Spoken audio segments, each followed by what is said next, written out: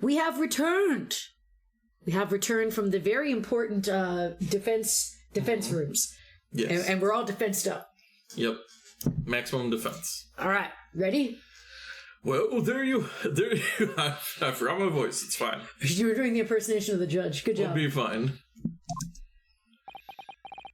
The report, please, Inspector.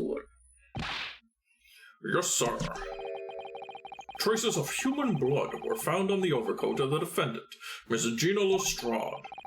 From the extent of the stains, it would appear that they were the result of spattering following a gunshot wound. No, stabbing wound! End of report. Goodness me! Yeah, also, like, a gunshot wound wouldn't splash that much. Look. Also, wow, angelic, eh? See, what did I tell you? No, the blood on that coat is not Mr. Windybanks. What on earth makes you say that, Counsel?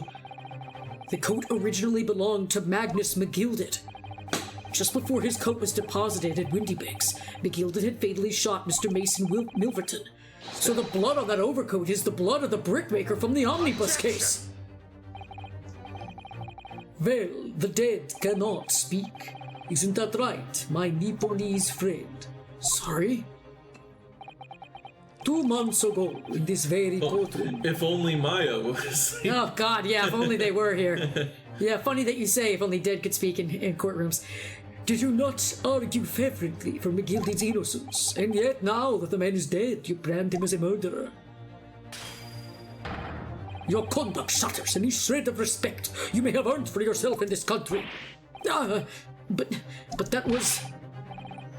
Oh, me. I call it a bally disgrace. Treachery, that's what it is. How to determine whether the blood on that coat is 2 months old or not? Even a stereoscope couldn't help the answer to that problem pop out. It can't be done. But... we use Mr. Sholmes' specially formulated... Mr. Sholmes is a detective, not a chemist. Would you put such faith in a chemical formula devised by me, for example, when I'm a communications officer? I held out pierogi to starving boy, and he ran away crying. Oh, that's so sad. that was random. That's so sad. Sherlock Sholmes is barely more than a figment of the public's imagination. His name carries no weight in this courtroom. No weight at all. How could you say that? Victory is sweet indeed. This proves that my testimony is the whole truth from start to finish. How would you arrive at such a conclusion, sir? As the witness said, the accused coat was splattered with the blood of the victim. The only way Mr. Graydon could possibly have known that fact is if he saw it happen. In other words, his testimony is solid, and the conclusion is singular. It was the accused who shot the victim in this case. That is the whole truth. Ah! Damn. My lord. Been a long battle this one, but this old warhorse has something to say now, if you please. Mr. Foreman? As of this moment, sir, the squadron has reached its final decision. Ready, men? All for one now. Well, I'm not liking this. Guilty. Ah! Guilty. They're all saying guilty. Guilty. Guilty. Guilty. Guilty. Not guilty. Oh, guilty. God damn it. No! Do we do another summation examination?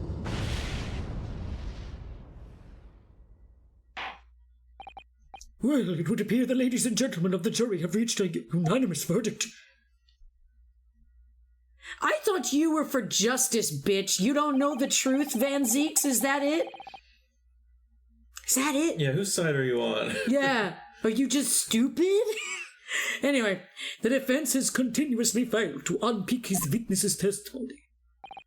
Here's to any attempt you may make at unpicking the juror's decision being equally successful. I don't believe it. After I've come so far, how is it all unraveling on me so fast?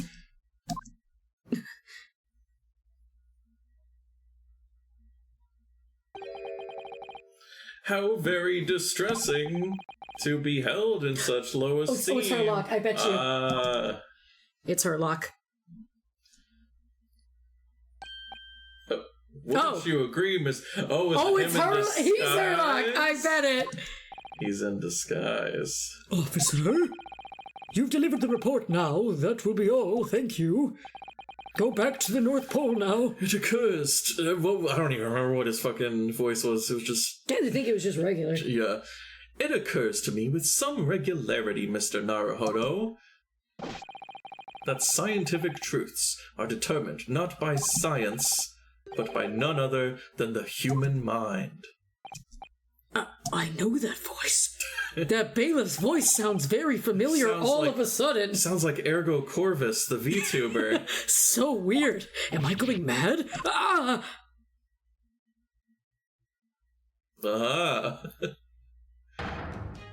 Mr. Sholmes! What is the meaning of this? Look at his pose. Yeah. Love it. He's gonna rival, Mr. Graydon. Order again! What business do you have here, detective? The last I heard, you were recuperating in hospital. As well I should... hold on, I'm gonna have to be careful with him and Graydon, are a little similar. As well I should be, had I not been set upon an errand. What errand? Hurley, it's really you! You're awake at last! Yes, good day, Iris. I appear to be rather late to rise. My apologies. Now, my lord, if you will humor me... In what manner, sir? Tell me a joke. I have something of great importance I wish to give to the young lawyer over there. I need no more than 5 minutes. Would you be so kind as to spare us the time? What say you to this, Lord Van Zieks? This trial has taken many hours of the court's time, having spent so long already. Exactly. Haven't spent so long already? He was turned into a skulking brother. we don't want to go to waste any more precious time. Jeez, Gregson, whose side are you on? I'm starting to really worry about you. As I was saying, having spent so long already, it would seem churlish to deny the defense a mere 5 minutes. Very well then, counsel. You have 5 minutes. Alright. And he got dressed up real quick in 5 minutes, huh? My dear fellow, I apologize for my tardy arrival. Mr. Sholmes, are you alright now? Ha ha ha, alright? I'm all wrong. Sorry? I've only just managed to summon the strength to stand, man. I asked the judge for 5 minutes. But I fear even that may prove too much for me. Pray forgive me, should I pass out? As you flail about. Feel like a wheelchair or something? Yeah, let's make this discussion as short as possible. Hurley, this place is full of idiots. None of them can see how wonderful your chemical blood analysis is. Ah well, that concoction of mine was really just a bit of sport to assist me in my investigations. I never took the trouble to refine it for appraisal by the scientific community. An oversight on my part. Right. Modesty? Surely not. But enough of that. I'm here to give you this, my dear fellow. Oh, it's from our friends. Lavender Furoshiki? Rapping? A leaving present from Miss Susato. From Miss Susato? If possible, matters were to be settled without me giving you this. Those were her instructions when she asked me to do her this favor. I don't understand. Miss Susato foresaw today's events, I believe. She knew that the culprit would attempt to escape justice by means both devious and underhand, and that you, Mr. Naruhodo, fighting fairly as you are wont to do, would find yourself in considerable peril. At that very moment of crisis, you were to be given this small parcel. The most dramatic moment. Exactly. Those were the dear lady's instructions. A leaving present from Miss Susato-san. Whatever could it be? What is this? Oh, it's the machine I made. Huh. Oh.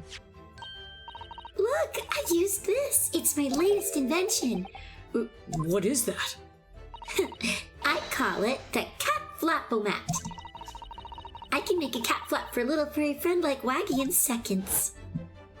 Huh. What? What's Susie up to? Was that used to make the peephole thing in the storeroom door?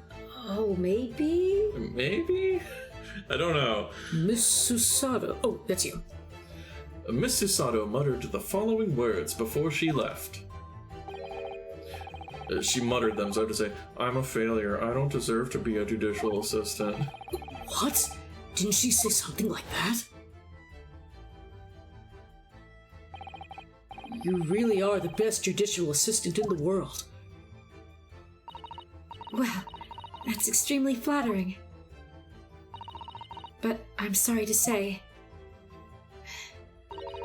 that I've been a complete failure.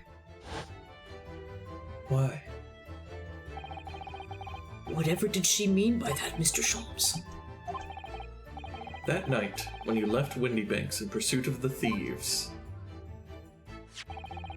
Miss Susato made use of this contraption for a certain purpose.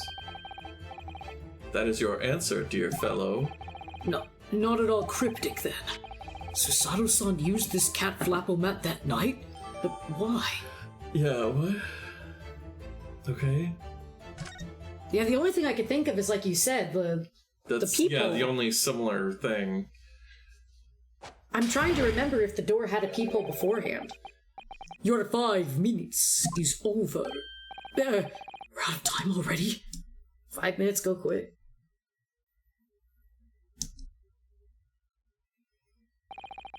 I'm grateful to you for affording us that brief recess, Mr. Reaper. I need no thanks, detective. After all, the die is cast. Is it really? The jurors are unanimous in their learnings. No doubt my learned friend will consider a summation examination.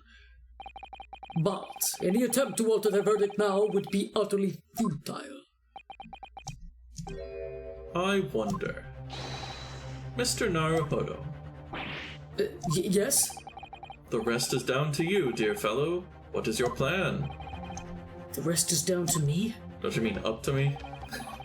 I need to be careful here. If I make a wrong move, the trial will end badly. My lord, the defense requests... Ooh. A different option. Time to think. Do you want to know? Tell me if I'm right. What? Is it time to think? No. Oh, okay.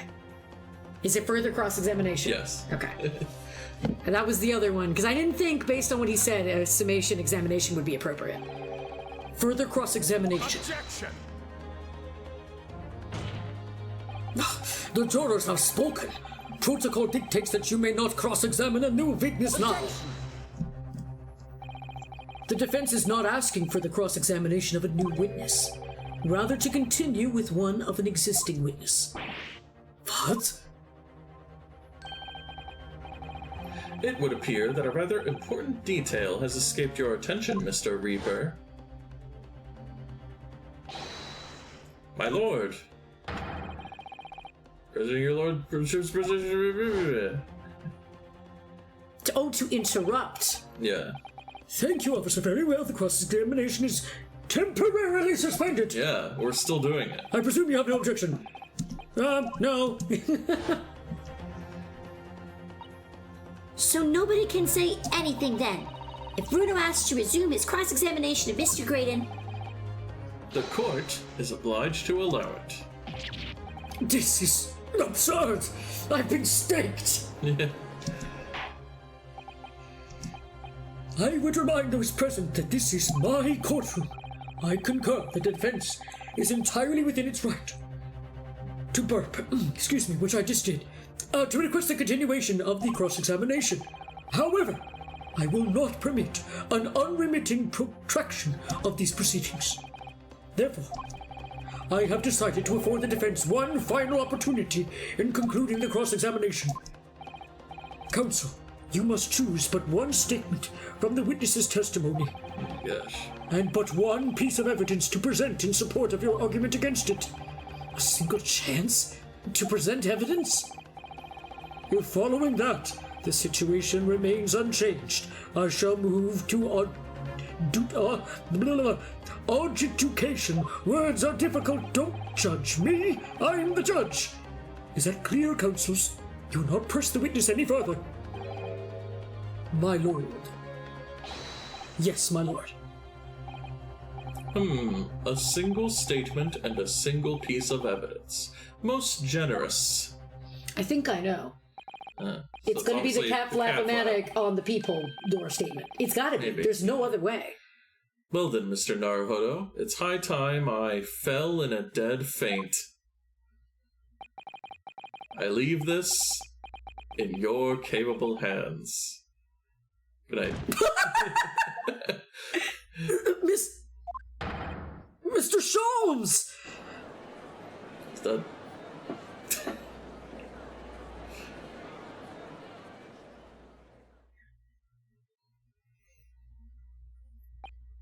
Just done so Insouciantly? Thank you. Before the court in a state of such high fever.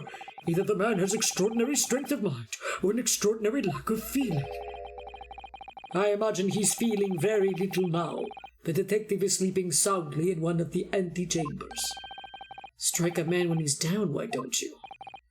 Well then, counsel, are you fully prepared? No. Yes. Fuck you, Ergo. Hang on, I'm going to save.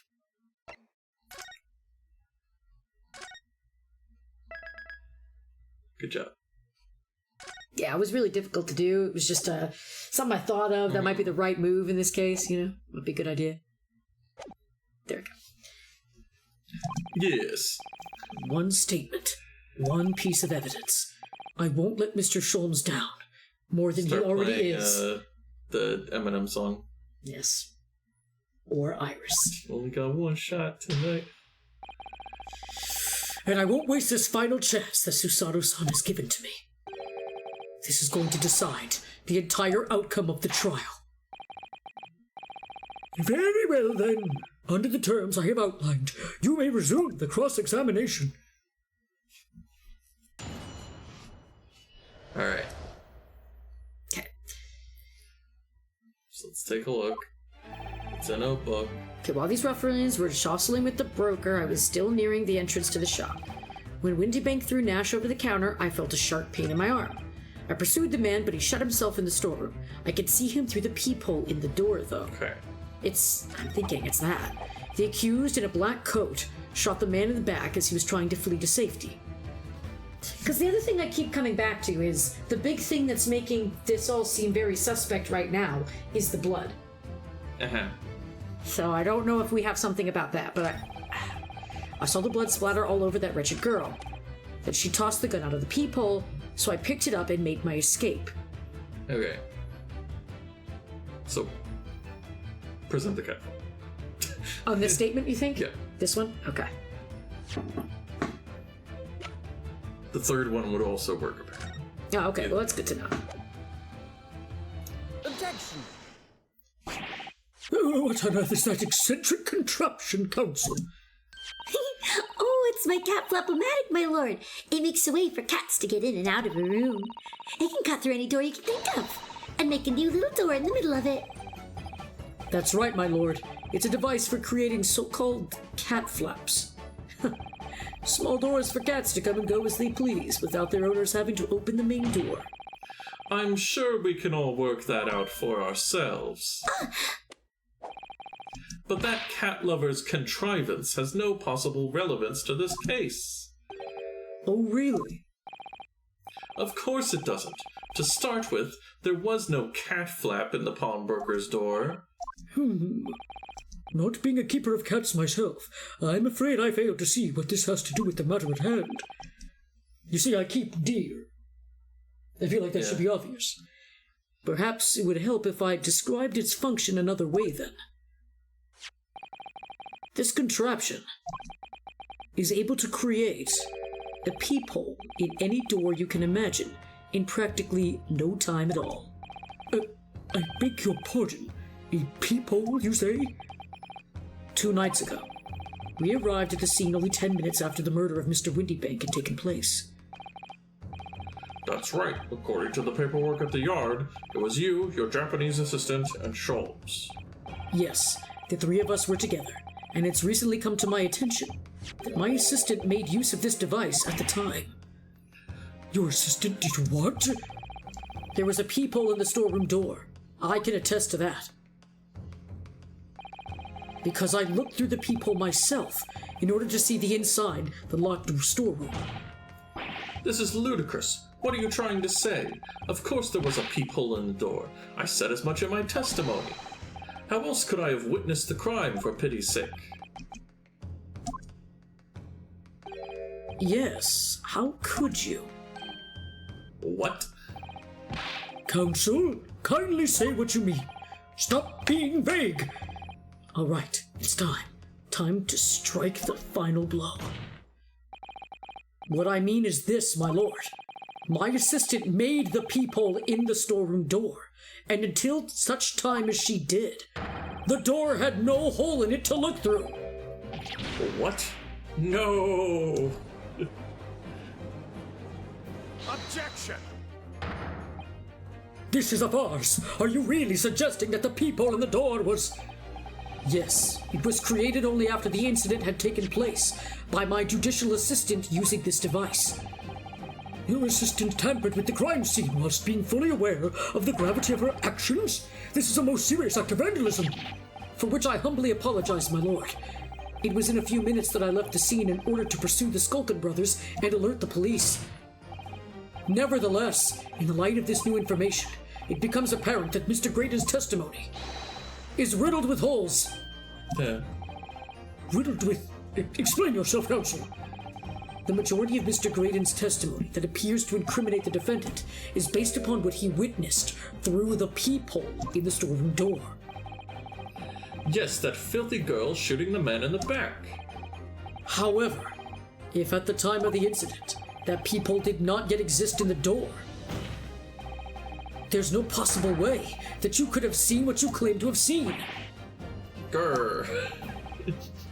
In short, your entire testimony is a pack of lies. Ah. Order! Order! And once more with feeling. Order. Is there any credence in this revelation?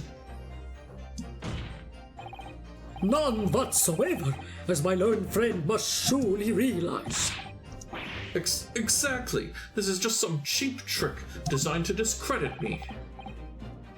I'm afraid not, sir. Of course it is. Do you seriously expect people to believe that plaything can cut through a solid wooden door? Let's do it right now. Yes. Oh yes, I designed it to be very powerful. It can cut through even the toughest of doors. That's absurd. I don't believe it for a second.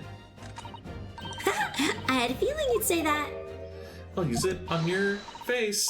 Wacky! Cooey! Time for dinner! Yeah, does she make one in the courtroom door? You said meow was cute. Well? Ah, Young lady, this is the Old Bailey. One does not make cat flaps in the oak paneling at the Old Bailey. Make a deer door, for God's sakes, if you're going to. I'm not done yet. Don't worry. This doesn't mean that the peephole in the storeroom door at Windybanks was made by your machine. And there's no way you can prove that it was. No, but it's easy. What? The cat flaps my cat flap-o-mat creates are all fixed size, and the dimension of the people at Windybanks are an exact match. Ah!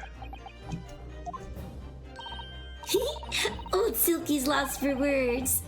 Excellent work, Iris. Thank you. And now it's my learned student's friend's turn to be lost for words, I believe. I believe your judicial assistant has already left the country for your Eastern Island home. Well, yes, that's true. Then you may have some difficulty in establishing all of the facts. For the sake of argument, let us assume the peephole has dimensions that are a perfect fit for this contraption. In that case, when was the peephole cut? The prosecution demands proof of your answer. What is the purpose of your line of inquiry, Lord Van Zix? It's very simple, my lord. The defense argues that the peephole was created after the incident using this device. But now that the perpetrator has returned to her native land, she cannot testify to that fact. There is no proof. And for as long as the defense remains unable to prove when the peephole was made, my learned friend's claim amounts to nothing more than a baseless accusation. Is Susato gonna come in? I wonder. Indeed, that is so, Lord Van Zix. Well, Counsel? Well, I was thinking the security cameras. Because can't you see the door? Oh! I think. I don't know if we have a photo of that. Oh, I don't know. Oh, wait, yeah, they're the desk. Photograph of Gina. There's like a curtain in front of it, though. But there's no, the peephole's like right in the center of the door. I mean, it's like it's in the center of the door. I was gonna say the curtain might be covering it up, but well, then let's look at the other one. Yeah. Yeah, okay, there you go. 1:30 a.m. Yeah, right. We're ahead of the game. Hell yeah, baby. Hell yeah, Didn't look at the guide for that one. Yeah, that's right. We got that with our own brain. Don't give up now, Bruno. This is the time to create your own opening and force your way through. I don't know if I can do this, but I do know one thing. Susato-san is the greatest judicial assistant in the world. No matter what her intrusive thoughts tell her. No matter what. No matter what. Let the best man win. That Yu-Gi-Oh song slaps. Yeah. Anyway. Yes, it does, I agree. Very well. The counsel with the defense will present evidence to support the claims made. Proof that the peephole in the storeroom was created after the event and not before. Yeah. Okay, so we need to show the one at 11 to show that it was before. I mean, right? Yes, this photograph of Gina. Yeah. I'm gonna hit save just in case. But yeah, that would make sense because it is literally where she's holding the gun at him. So this one was the 11 o'clock one, right? Yeah, or the 1 a.m. one. There we go. Okay, this one. Take that! Present. What are you? A print from the detective's infernal cameras again? My judicial assistant, Miss Susato Mikotoba, is an extremely intelligent and capable woman, which is why I never had any cause to doubt that she would have considered this scenario and made sure I had the necessary proof. And the necessary proof is this photographic print, Counsel? This print shows a scene in the shop moments after the defendant entered the premises. Agreed. And it also shows the accused mercilessly wielding a gun in the direction of the defense's broker. But more to the point, it pictures the storeroom door in the background. Let me see that print again. I don't believe it. This really is quite remarkable. The door to the storeroom is completely devoid of a peephole of any description. He said odd, by the way. Mr. Graydon, you couldn't possibly have witnessed the crime as you claim to have done. Because of the time it happened, there was no peephole in the door. Ugh. In other words, your testimony is a catalog of lies. The full camera spin. Hell yeah. Oh, is this it?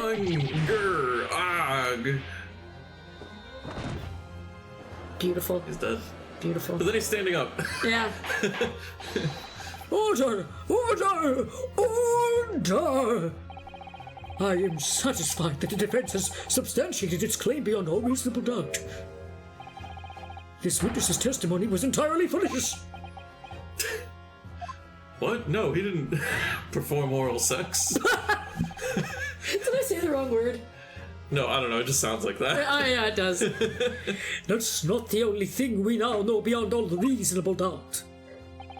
My learned friend's assistant's guilt can no longer be denied. The woman tampered with the crime scene. But more importantly... Good Lord, there's more, Lord Van Six? The defense may have established a reprehensible instance of perjury. But that is no proof that this man is the victim's killer. Yes, that's right. What? I was there at the scene, it's true. And I was shot in the arm, it's true, but that's all. Yes, in fact, if you look at the circumstances, I am the victim here. Me, solely I. No! I don't believe this. They're right. As it stands now, I don't have any definitive proof that he is the culprit. Still, he can't worm his way out of it now. Iris? You know what they say. There's no point locking the cat's door after the cat has bolted. Isn't that right, Bruno? As Hurley always says, one lie begets another.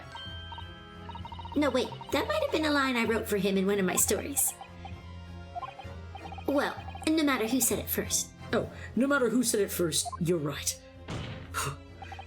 Mr. Graydon, not only did you give false testimony to the court, but the lies you told make no sense. Make no sense? What do you mean by such a remark? What you said in your testimony reveals that you know something you shouldn't have known. In other words, there was a fundamental inconsistency in your statements. What? Objection! Yeah, he wouldn't have known that she had blood all over her coat. This is provocative talk, counsel. Won't you enlighten the court? Explain this alleged inconsistency. Iris was right. One lie begets another. The inconsistency is revealed by the lies in the witnesses' statements. They show that Mr. Graydon had knowledge of something he shouldn't have known anything about. Namely... Yeah, bloodstains on the coat. Yeah, there was no third gun, that's why nobody mentioned it, bitch. the bloodstains that were present on Miss Lestrade's Well, no, wait, coat. there was a third gun. Oh. Which I think he has, but it is the gun that shot Mr. Windybank. Oh. Yeah, that. Okay, pretend I said that first. That's right. Grezy's right. Oh, thanks. Although that doesn't mean anything coming from you. Go ahead. The victim's blood spattered all over her when she shot him. But how could you possibly have known that? Obviously, because I saw her do it through the peephole in the... The point is not that you lied in your testimony, Mr. Graydon. It's the nature of the lie you concocted that is so revealing. You're not making any sense. Then let me ask you a simple question. How is it, Mr. Graydon, that you knew of the existence of the peephole in the storeroom door? What? Well, obviously, I... Has the cat got your tongue, witness? The peephole in the door was made after the incident occurred. And once I returned to the shop, having failed to catch the two burglars, Scotland Yard's investigators arrived immediately. Since that time, the police have been at Windybanks constantly, carrying out their investigation. Yeah, I forgot about that point. Isn't that right, Inspector Gregson? Well, yes, of course. Oh, are you in cahoots, Greggy? No! The place is chock full of pawned articles, and my lads have to thoroughly examine them all. All of his ers and ums, baby. I swear, is Gregsy somehow involved in this convoluted shit? So I gave the order to have officers working around the clock in shifts, so we get through it all. And consequently, there's no way that you, Mr. Graydon, could have gained access to the shop. Therefore, you should have known nothing about the peephole in the storeroom door. So the fact that its existence forms the basis of your testimony is completely inexplicable. Objection! I selected the coat, though, and they're talking about the people. What? I'm just confused by that. But, I mean, it's alright, but I'm just like, weird. And yet the fact remains that Mr. Graydon did not maintain that he witnessed the crime take place to the people in the door. How on earth is that possible? Could I have a word, please, Lord Van Zix? Speak, Inspector. It's just that I really ought to be getting back to the station now to put in my report. There's really nothing more I can add to this testimony, so if it's all the same to you... Permission denied. Oh. It's not at all the same to me, Inspector. Not at all. You will remain exactly where you are until this trial concludes. Like exactly? Of course, sir. Mr. Graydon, you shouldn't have known about the existence of that people. Which can only mean that you must have been informed about it by someone else. Objection! Yeah. Stop there, my learned friend. You realize, I trust, that the words you just uttered have extremely serious implications. Yep. Yes, sir, I do. We always accuse people in these games. But the defense believes that the details about the case that Mr. Graydon claims to have seen must have been revealed to him by a certain person before his testimony. And in fact, considering a particular clue we have, there's really only one person that could be. Who is the person in question, Counsel? Who gave the witness details of the crime scene to facilitate this false testimony? Not our boy Toby. Yeah. Gotta be. Oh yeah, Sherlock Holmes's dog is named Toby. Oh, I guess that's why his name is Tobias. that's cute. I love that. That's funny. Anyway, Just thought of that. Anyway. The truth is, it can only have been you, Inspector Gregson. Me? Objection! You had better have some proof to substantiate such a rash claim, my learned friend. Consider the fact that we have only been aware of Mr. Ashley Graydon's identity for the last few hours. We learnt of it only during the course of the trial today. Yep, that's true. Indeed, preparations for this testimony were made with great urgency during our hour-long recess. While the police executed the subpoena and brought the man here from the communication station. And until that time, Mr. Graydon would have had no idea, no inkling that he would suddenly be required to appear in court. Are you suggesting that until such time he was summoned? Yes, my lord. Until then, it's reasonable to assume he knew nothing of the people. It was only once Mr. Graydon was in the stand that he realized his position, that he would have to defend himself against the accusation that he was the third intruder. You're suggesting to the court that it was while this trial was in progress that he received the information? That part in the trial where their backs were turned, Gregson and Ashley Graydon, that part? So that he could commit perjury in order to save his skin? Exactly. And the only person with knowledge of the investigation that he had any contact with is you, Inspector Gregson. This is a bloomin' outrage. Why would I be giving away details of our investigations to this fella, eh? I was summoned to his lordship's chambers during the recess in any case. Had you forgotten that? Quite true. I had a number of questions regarding the events that transpired at the pawnbrokery. Which means the first time these two laid eyes on another was after the proceedings resumed, following the recess. Since then, they've been in full view in the stand. There were such illicit discussions couldn't possibly have occurred. Do you all not remember that part? No. Oh, I've just remembered something, Bruno. What is it, Iris? There was one time before, wasn't there? I think it was when Ginny was testifying. Oh yes, now you mention it. When the bailiff was dispatched to retrieve McGilded's music box from the scene of the crime. That's it! It was during the testimony. I remember finding it strange at the time. Mr. Graydon and the inspector seemed to be having some kind of secret discussion.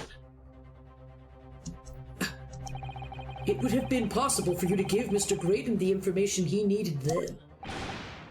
You little toe rag. You're making all this up. I'm a respectable Scotland Yard inspector, for crying out loud. Why would I do something like that? Why would I be giving away confidential details to the likes of this bloke? Admittedly, you wouldn't have had any reason to do something like that for no gain. But perhaps it was part of a deal of some kind. Then it starts to make more sense. What deal, Counsel? Oh, it's got something to do with that second disc. He might have it Okay. and was like gonna give it to them if he got free. Okay. I wonder if perhaps, in exchange for details about the peephole at the crime scene, Mr. Graydon agreed to give a certain something to the inspector. Oh, what did I just say? I'm sure I need not remind the inspector that, if found to be true, striking a deal of any kind with a witness would be considered a gross case of maleficence. Well, I... Objection! It's becoming clear that jumping in with accusations is this Nipponese student's specialty. I don't do that. It's this game's specialty. But with the stakes so high, the prosecution is not prepared to listen to baseless charges. It is incumbent on the defense now to present evidence in support of this diabolical claim. Evidence? Did you all use your eyes or not? Just what are you proposing? That the inspector demanded the witness in return? The court must see proof of this alleged deal. If Inspector Gregson really did strike a deal with Mr. Graydon, then logically, there's only one thing he could have asked for. That must be it. No? Do you think it could be? Yes. It's the missing link that would join all the dots together in this puzzle. I must press you for an answer now, Counsel. What evidence explains the nature of the alleged deal? It's it's this thing, right? Because there's two. Well, the disc, yeah. Oh, it's the disc? Yeah. Oh, okay, well. See, this is the thing with Ace Attorney. It's like, oh, this makes sense because it's supposed to represent there's two discs, but it's actually just the disc. Take that! But the thought process was there. It was the same. Yeah. Inspector Gregson. Besides this murder, it is not true that you've been working on any other very important case? What? I'm getting at now, sunshine. Is it possible that this other top-secret case is what's alluded to in the newspaper article here? The classified secrets being leaked overseas from the Ministry of Justice. How the bleeding Nora? We discovered during the course of this trial the music box deposited at Windy Banks was by McGilded, a special music box designed to play two discs at once. It would seem very likely now that encoded on the pair of discs that were in McGilded's possession are the leaked classified secrets. So I put it to you, Inspector, that in order to recover the second of the discs containing those secrets, you covertly made a deal with Mr. Graydon, in which you exchanged the disc for details of the case. You little... Ah! Order! Order! My gosh, and one more time, order! On the day of the incident, when we met you at Windy Banks, you said this. I'll be taking that whatever it is of McGilded's down to the yard, thank you very much. So hand it over. No, don't give it to him. It's mine, that is mine. I'm sorry, miss, but anything belonging to Mr. McGilded has to be taken in as evidence now. Scotland Yard already knew at that time, isn't that right? That Magnus McGilded was involved in the stealing of government secrets. My orders were recover the medium used to convey the secrets leaked from the ministry, and do it on the QT, strictly hush-hush. And that explains why, when I presented the disc as evidence to the court, you objected so heavily, I presume. Because you knew that it contained highly confidential information. Blimey, not likely. I mean, I wasn't that sure of it myself. I realized there was a possibility, that's all. Inspector, surely you're not saying that in order to acquire the second of these music box discs, you did indeed reveal confidential details of the crime scene to the witness? To aid and abet this man in giving false testimony? There's no other way that Mr. Graydon could have known of the existence of the people. It's the only explanation. A deal was struck between these two men. Ah! Objection! If, I stress if, this sobering assertion turns out to be founded in truth, it would mean that the second disc is as we speak, here in this very courtroom. Wait, what? In this room? How could you possibly make a claim like that? Like I do, baselessly. Because Inspector Gregson is a Scotland Yard detective. What? What's that supposed to mean, eh? As a seasoned policeman, the inspector will have approached this alleged deal with caution. Certainly, he would not have accepted a gentleman's agreement in this matter. No, he would have insisted on having the article agreed upon in the palm of his hand. Good gracious! Then you mean to say Inspector Gregson already has the item in question in his possession? He has the second disc actually on his person. Yes. The defense demands that the inspector is searched at once. Definitely. They could only have struck a deal with each other when Ginny was testifying before, and Gregsy hasn't moved from the witness stand since. My lord, please, order an examination of his personal effects immediately. Do a full cavity search. Well, Inspector? Do I need to get the rubber gloves? Yes, young lad. Oh, fuck. No wonder I was like, I don't know what voice to give this guy. Yeah. This young lad wants to tone down his imagination. He's insulted me in my profession quite enough. Yeah. Are we dulling this out even longer? Jesus. However, if it'll put this matter to bed and dispel any doubts about my involvement, then I'll happily submit to a body search. What? He's going to agree to it? I presume you're aware of the precipice on which you now teeter, my learned student friend. You've made a most serious allegation against Scotland Yard here. If, following the search of the inspector's personal effects, no disc is found, you will be deemed unfit for court service. This trial will end, and my country's government will formally demand of yours that you are severely reprimanded. That sounds serious. Indeed, to have a visiting student make such defamatory remarks about our country's most senior police force is not something Her Majesty's government will be able to overlook. You're just threatening Bruno because you're scared. The accusation is beyond serious. You must be prepared for grave consequences.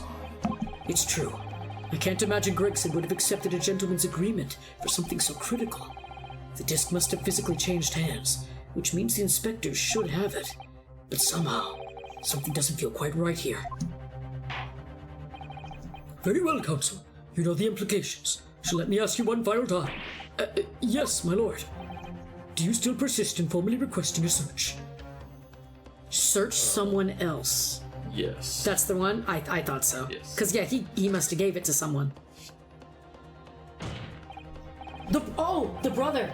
Because he shook him. Yes, the defense formally demands the search be conducted. Can we just say search all of them? Right. Can we just say search everybody? Well, don't to say you weren't wrong, but your typical Nipponese stubbornness may well land you in hot water. Perhaps the listen will do you some good. Fair enough, I've got nothing to hide. Very well then. Wait, didn't we say search someone else? That's what I was just gonna say, okay. yeah. Yeah. Okay, I was worried for a second. The defense demands a search, but not of Inspector Gregson. What? Now what's all this? I'm the one you're accusing, aren't I? I thought you wanted to search me. Don't you want to see me naked? No, not today. No, Inspector, not you. Somebody else. What's the meaning of all this, eh? Lost it at last, have you, Sunshine? The court shouldn't have to put up with this nonsense. You're being completely irrational. Be quiet, all of you. What was that? Oh, right. Was it Iris? Be quiet, all of you! Rune was doing what you all told him to do, and having the courage of his convictions. So you should respect that, and listen to what he has to say in good faith, because that's the British way. Is it? I guess. I'm not British. Well said, young lady. Even though Grezy has not given any of us a British accent. Or really, I guess you, Ergo, too, but we are very much, in fact, Brits. We're very British. This court is in awe of the Defence's Counsel's conviction and eagerly awaits his next words. You what? Now don't be hasty, my lord. I'll show you my butt! If I'm not mistaken about the things I've seen in court today, I'm fairly sure that I know who has the disc at the moment.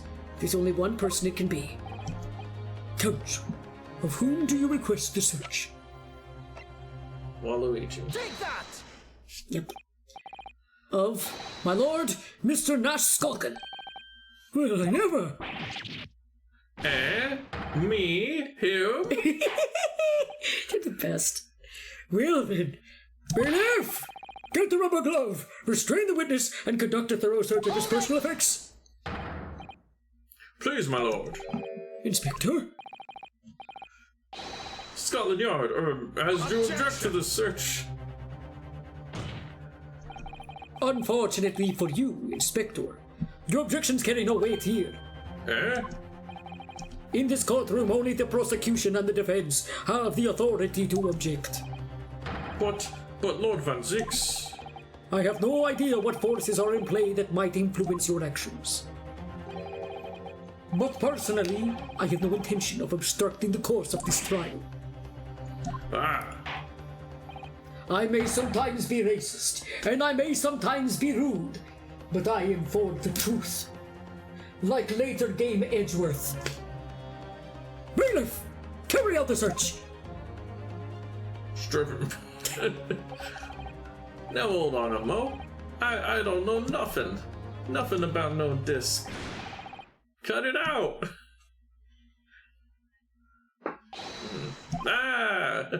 Here, my lord, in the witness's pocket, I found this. Good lord, that's another music box disc. I don't know nothing about it, nothing.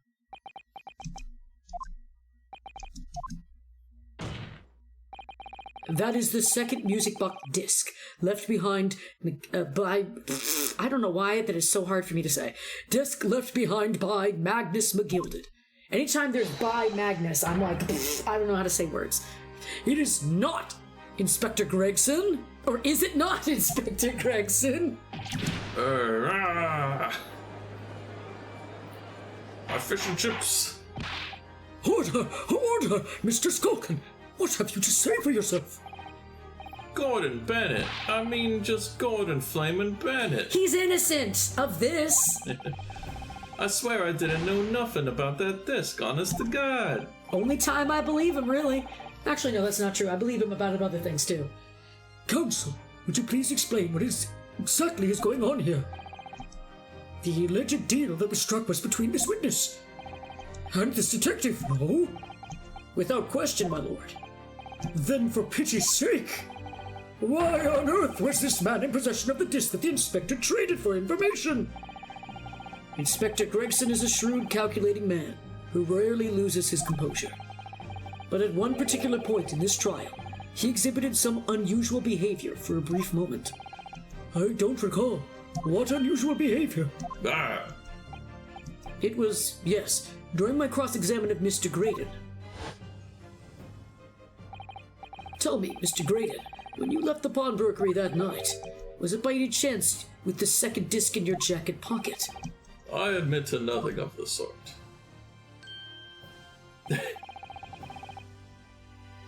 While Mr. Graydon answered my questions, the inspector appeared to have grabbed Nash Skulkin by his coat and was shaking him violently. Yeah, he did and all. Thought me noggin was gonna fall clean off, I did. I was wishing I'd been born as me brother I was. What? Guess that he was like, I wish I wasn't me, yet I don't know. And what exactly happened to make a detective attack you like that? I ain't got a clue. he just suddenly turned and grabbed me, whistle like that, and started shaking me. Why the blazes didn't you mention the third gun when we got you down to station? That's what he said. Yelled it right down my ear hole. He did. Me Ed's. The way the detective behaved then was extremely out of character. It was very OC. But looking back now, it must have been then that he did it. That was the opportunity Inspector Gregson created for himself in order to hide the disc. Oh, well, bless my wig! Oh, sorry, it tipped again. He did it? He hid it? Yo.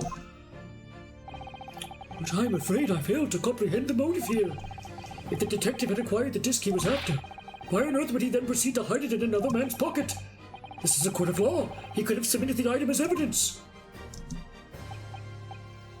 It would appear, my lord, that the inspector was not at liberty to do that. Oh, I never not. As the man himself revealed earlier, his current assignment was some special conditions.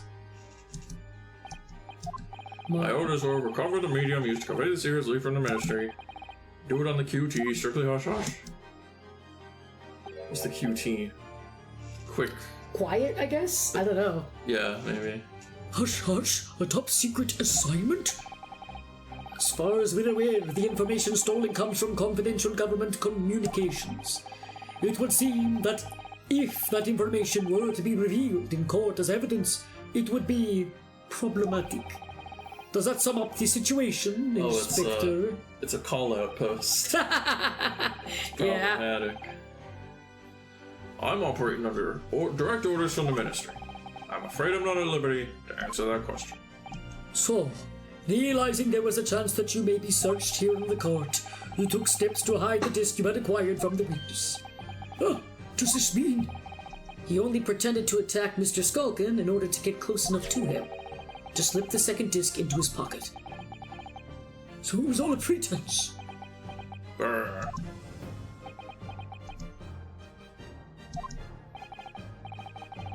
Well, now, Inspector Gregson, and you, Mr. Graven, are you prepared to admit to the accusations made against you of this alleged deal, or is this long case going to get any longer? I'll say, according to the guide, we have like one more one more decision to make, and then that's the end of the game. All right, we got this. Admit to it, yours truly, please. Mr. Graydon. Clearly, our Eastern visitor has an uncommonly active imagination. However, there's no proof that I passed that disc to the inspector. But then, how do you explain the reason why you knew about the peephole? I'm under no obligation to explain. Yeah, you're in court. What? Yes, I lied in my testimony. That I admit, so sentence me accordingly. But that is all I admit. But also like the breaking in. Murder, leaking government secrets, striking a deal with the detective.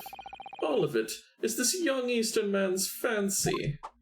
I have no idea what any of that is about. You...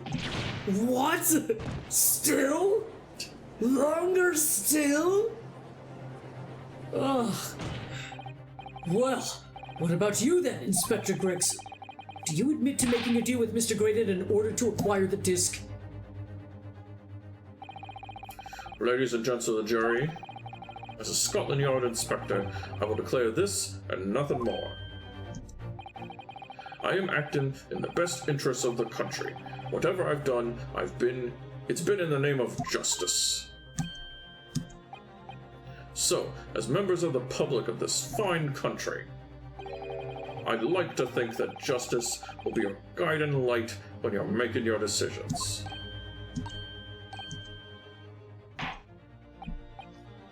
That's quite a quandary indeed. Rarely have I encountered such extraordinary tumultuousness in the concluding of a trial. Nevertheless, in the absence of any further evidence to be presented, I believe it is time that we put the matter to the jury for their final leanings. Well now, as a fellow servant of Queen and country, I must say I sympathize with the old inspector. Yes, he's a dependable man, I'm quite sure. In service, one becomes a good judge of character. Even crossing your eyes doesn't help when it comes to looking at this case. It's all blurred to me. Well, as a fellow professional, I'd like to put my faith in the detective, really. Graydon is highly skilled operator. Stop. Currently in presence of vital stop. Still. Again. Detective has very much trust in us. More than this, I cannot say. I don't believe it. These 6 jurors are... They're going to believe Gregson? If they declare the decision now... Is Ginny going to be found guilty? If I don't manage to produce some definitive evidence right now, then we're going to lose.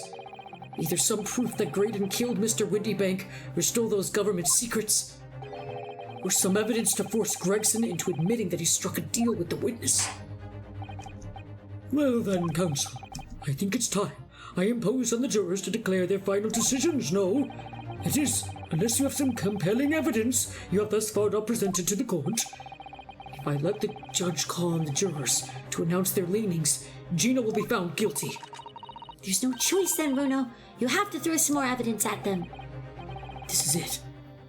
Or this is it now. It all comes down to this. Why do I present evidence? Who do I present evidence against? Gregson or Graydon? It's gotta have to be Gregson, I would guess. Because he's the one that they're believing. Yes. Yeah.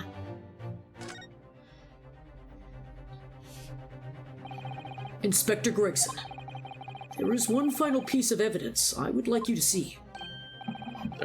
What's that then? If you refuse to acknowledge that you did in fact strike a deal with the witness here today, then you leave us no choice but to examine this piece of evidence thoroughly. Well, go on. This is my last chance. Looks like I'm going to have to force his hand here. One final piece of evidence to get this detective to admit to the deal he clearly struck with Graydon. Hang on. Before you tell me anything, because I'm assuming you looked, let me just have a little look-see. Yeah.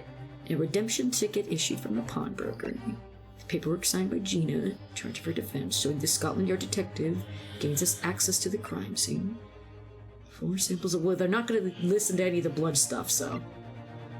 Published story. It's entitled The Hound of Baskervilles. Redemption ticket.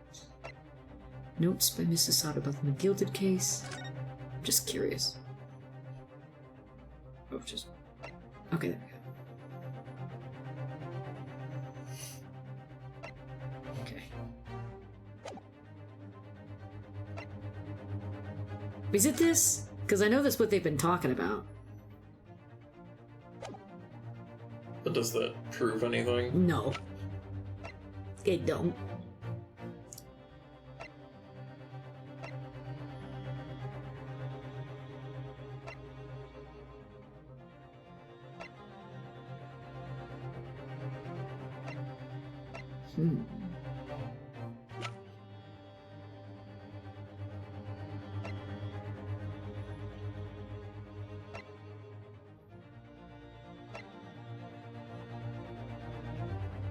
Oh, well, is it this? Are we gonna have to play the second disc? Yeah. It's that? Okay.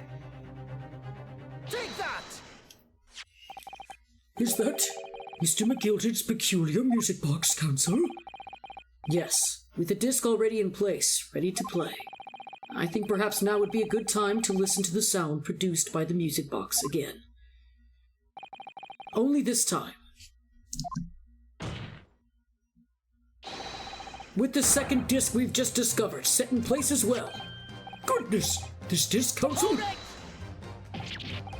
No, wait! I can't let you do that, Star Fox. Why not? Because, well... because it's got nothing to do with this case. That's why. Not true, Inspector. Eh? The defense has already proposed that the sounds heard by the court earlier from this music box were part of a Morse code message. We know that Morse code comprises of 2 distinct tones. The defense believes that the second disc contains the second tone needed to complete the message. And now we have a chance to confirm that theory this game theory. Yeah! Or music theory. Disc theory! For crying out loud, Sunshine, we're talking about state secrets here. If you go letting the whole courtroom hear confidential information like that, it's treason. Then do you admit the charge? That in order to protect those state rec secrets, you engaged in unlawful dealings with the witness? You're mad. If you let that secret information out into the public domain, you'll be making an enemy of the entire British government, you idiot. Objection! Let's not forget, Inspector, that you, a Scotland Yard officer, leaked confidential case details to a witness, that you continue to lie to the court, and all because, by fair means or foul, you're determined to do your duty. Well, by fair means or foul, I'm prepared to do mine. Don't you dare. I will stop at nothing to protect my client. I don't care who I make an enemy of.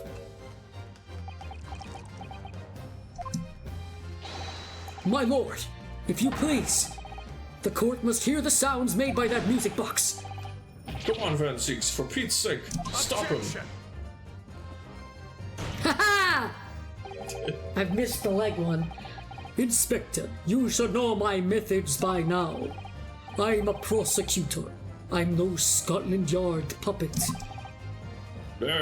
Even though the police and the prosecutors work together, right? Anyway. In this courtroom, my duty is to the law. So let me propose a toast. Oh, Tira. Hi, Tirith. I was actually hoping we would get a chance to raid you. Oh, but thank you so much for the raid. You guys have come at the deciding time. This is the I end. said / raid. See, Ergo really wants to raid you. I meant... But welcome. How was your stream? What were you guys playing? I hope that you had fun. I know that your subathon has been going well, so I will plug it right now. Tirith Misu has been doing an awesome subathon for the past good couple days now. So And happy birthday. yeah, from yesterday. Yay! We played Codenames, then went to play Among Us.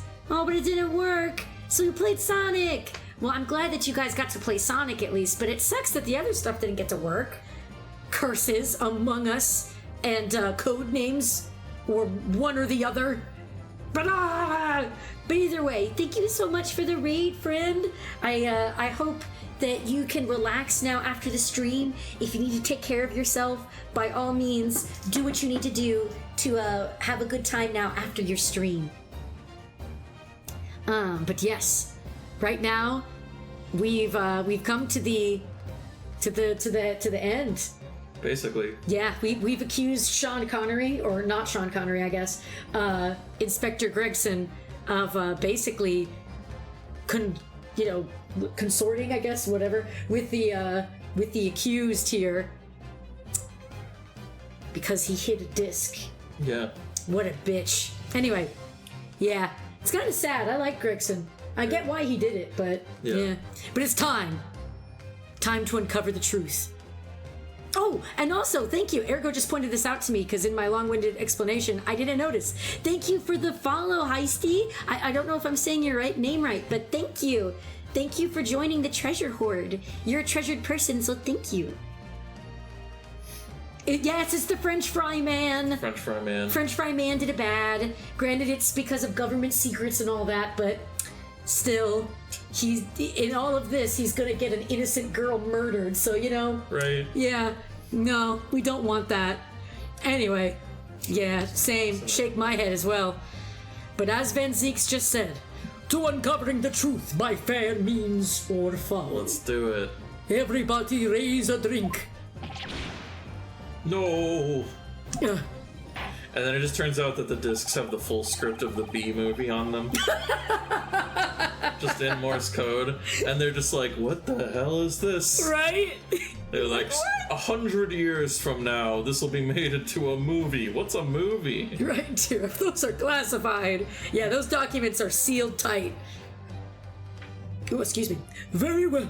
The defense's stance here, and that of the prosecution, has been made very clear, I feel. Therefore, in accordance with the defense's request, We will now watch the B movie. Stop trying to make everyone watch the B movie, Ergo. the court will now listen as this music box is set in operation once more. Again, why don't they take the little sticker off of it? I feel like that would get in the way, but whatever. Whatever. This time with the second disc in place and both discs playing simultaneously. Thanks, Judge. Yeah.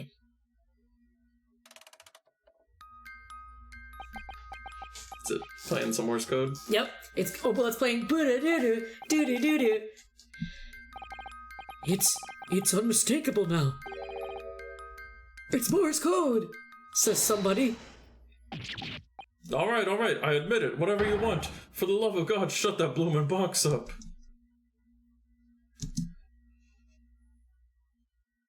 Awkward. I wonder what it says in Morse code. Yeah. Oh, you should look that up. Maybe I will. Yeah. Let me ask again. Rewind. Let me ask you again then, Inspector Gregson. Did you, or did you not, strike a deal with the witness next to you in the stand, Mr. Ashley Graydon? Specifically, did you furnish the witness with confidential case details in exchange for this music box disc? Did you reveal the existence of the peephole in the pawnbrokery storeroom door, Inspector? I did. Stop! What are you doing, man? This is the second time he did a deal with somebody and they ratted him out. Yeah. Serves him right. It's all exactly like the young Eastern lawyer said. When the trial resumed after the recess, and we were stood here in the stand together, that's when he approached me with the deal. Shut up, you imbecile! Shut up! See you there. You're the detective who turned up at the pawnbrokery the other day, aren't you? I may have something you're looking for, Inspector, with me at this very moment. So how about a trade? I suggest you accept. Or information that may make certain individuals uncomfortable will soon become very public indeed. See, Gregson should have just taken the disc and then been like, okay, well, now I have the disc, so fuck you. Right? like, why did he, defend him? He's too honorable in his dishonor. Jeez. Yeah, why did he help him at all? Right? I couldn't let that information become public knowledge, not under any circumstances. So I accepted the man's proposal and told him details about the case that should have put him in the clear. Peephole in the storeroom door, and the bloodstains on the overcoat. By giving false testimony, this witness intended to have the defendant wrongly accused of murder. Inspector, you knew that. Yet you still revealed those details to facilitate the witness's perjury. I did. But then it turned out the peephole had only been made that night, after the incident took place. With some magical cat-making flat box thing. Scotland Yard wasn't aware of that, if I'm perfectly honest. Well, Mr. Graydon, what do you have to say for yourself?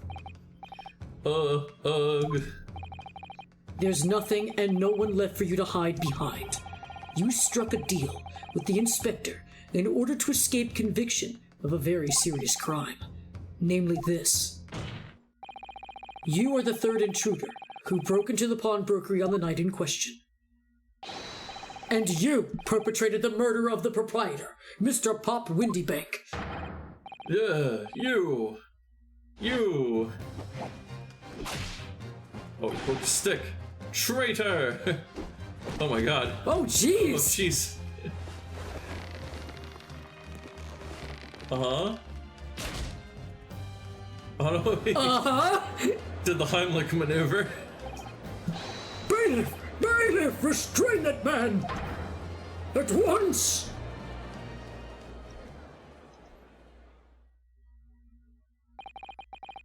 That's it then. It's all over. It's all ogre.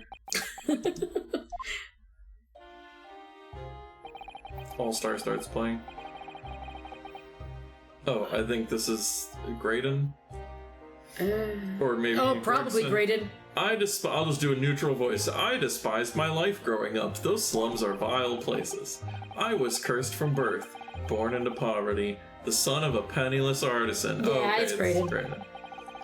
My parents did nothing but quarrel all day long. What little money they had was never spent on me.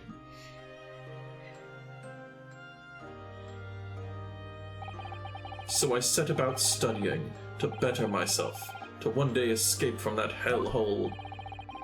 And you eventually became a communications officer. I admire your determination. But then you decided to try to sell government secrets? Why? Money, I presume. Isn't it obvious? Because I wanted money. Money. Yeah, where's that little clip? Even now, years later, the nightmares of my life in the slums wake me in the small hours. I wanted to drown them out, with more money than anyone who lived in that squalor could ever imagine. Then one day I met him. Mr. Magnus McGilded. Yeah. Oh, what's Remember, Irish to the extreme. You're a fiend with a queer talent. So you are. I have money to throw your way if you're interested. Actually, I don't even know. Maybe you didn't really do too much Irish. That sounds different than what I heard. No, I mean, I think I just did, like, Lucky from the Lucky Yeah, Charms. you were doing Lucky. Like, Yeah. all you need to do is go along with me little plan now. There you go. They're after me Lucky Charms. I was to steal the Ministry's telegraphic message logs, and McGilded would buy them for a handsome sum. As I was responsible for inspections of the Ministry's communications office, it was a simple enough task. the lure of the devil's offerings? How easy is it to succumb? But you must surely have realized the seriousness of the crime you were committing. And for that reason, I took great lengths to ensure that my actions were untraceable. By using the music box. My father was a brickmaker, though my mother divorced him when I was still a child. Yes, Mr. Mason Milverton. That's right, he was very skilled with his hands. He'd once been a music box maker's apprentice. I imagined his skills would be sufficient to create a machine that could generate Morse code, so I sought out my father again to employ his services. It was the first time I'd seen him since I left the slums 10 years earlier.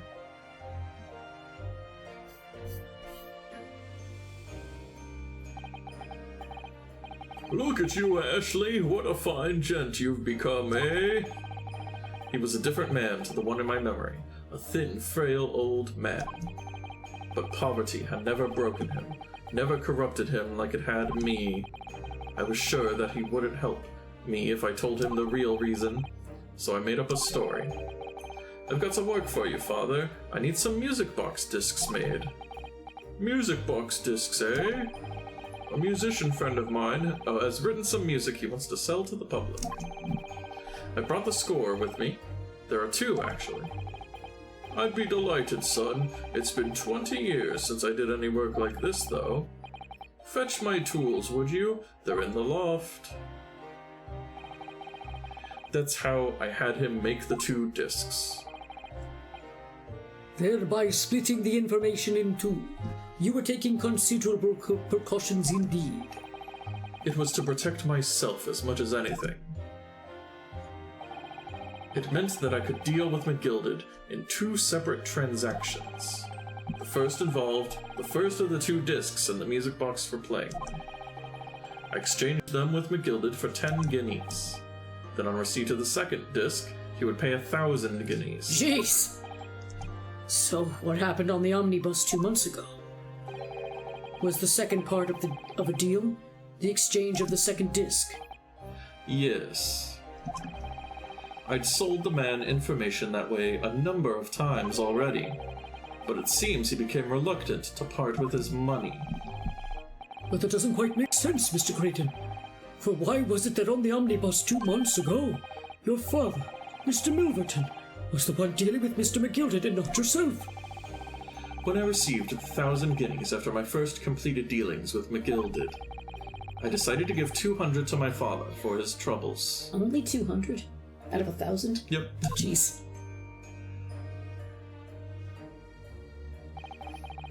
But my father realized something was amiss. In time, he worked out that I must be involved in something dubious, and when he did, he said to me, "Next time there's an exchange, you'll let your old man do it, understand? Otherwise, I won't take your money anymore."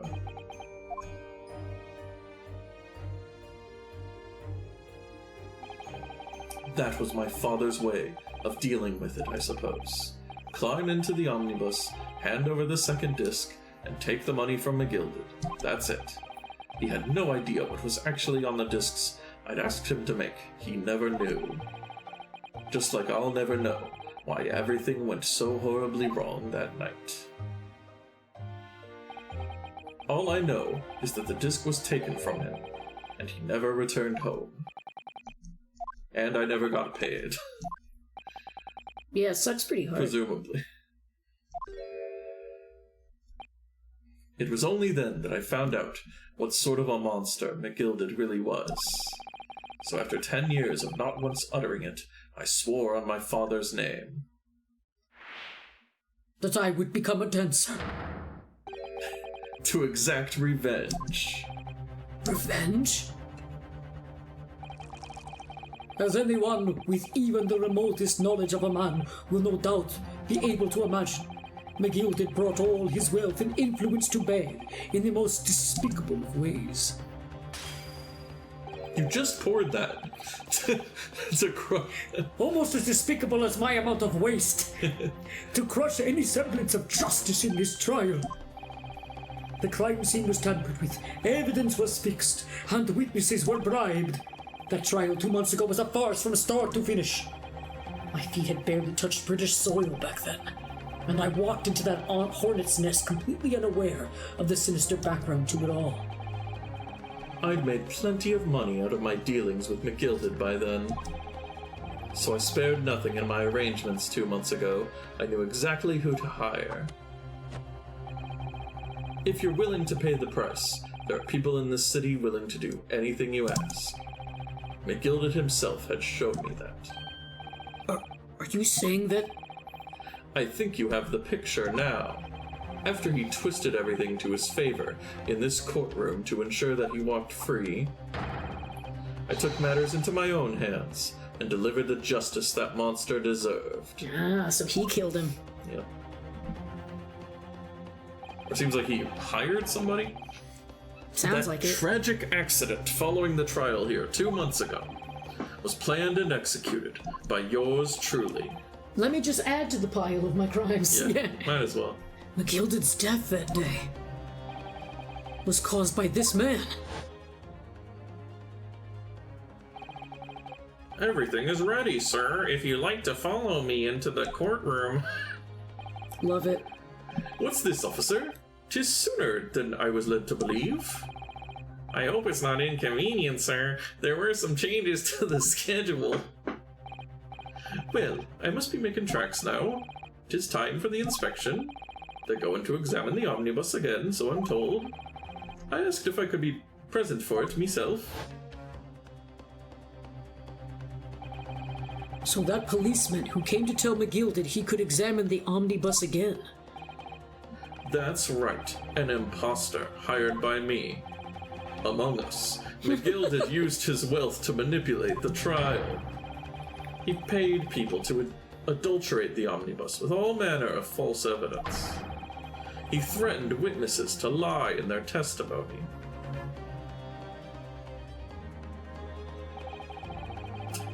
I'm sorry, Tira. I'm sorry for triggering you. Yeah, I was gonna say, poor Tyrif couldn't play Among Us. You can't reference it. So I gave the man a taste of his own medicine. Oh, I hate the taste of medicine. Disgusting. Once the omnibus was doused in paraffin, one of my sham policemen ushered McGilded inside and sent him on a one-way journey to hell.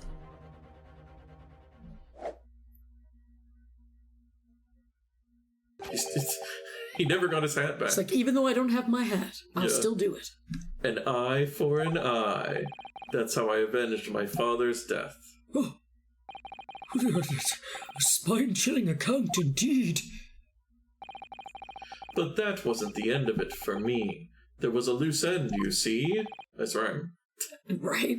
If he just started talking in rhyme. Yes, I should think it's obvious. The second disc, which my father had taken to exchange with McGilded. Ah, yes. There was indeed no mention of it in the man's trial 2 months ago, clearly because it had been removed from the scene of the crime. When I realized it was missing, I remembered something.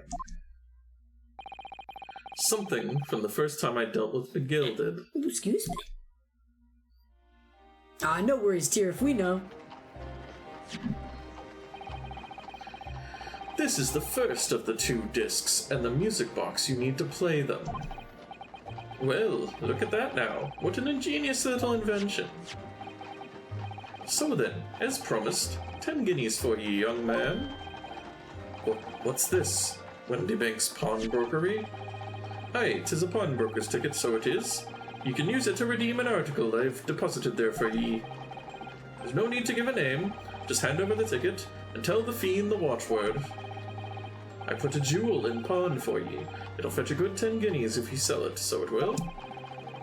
I've never heard of a pawnbrokery being used in quite that way before. Have ye not, Mr. Graydon? London's pawnbrokeries are very useful places, you know. Each one is like an extremely secure vault. Dot dot dot dot dot. Awkward silence. Right?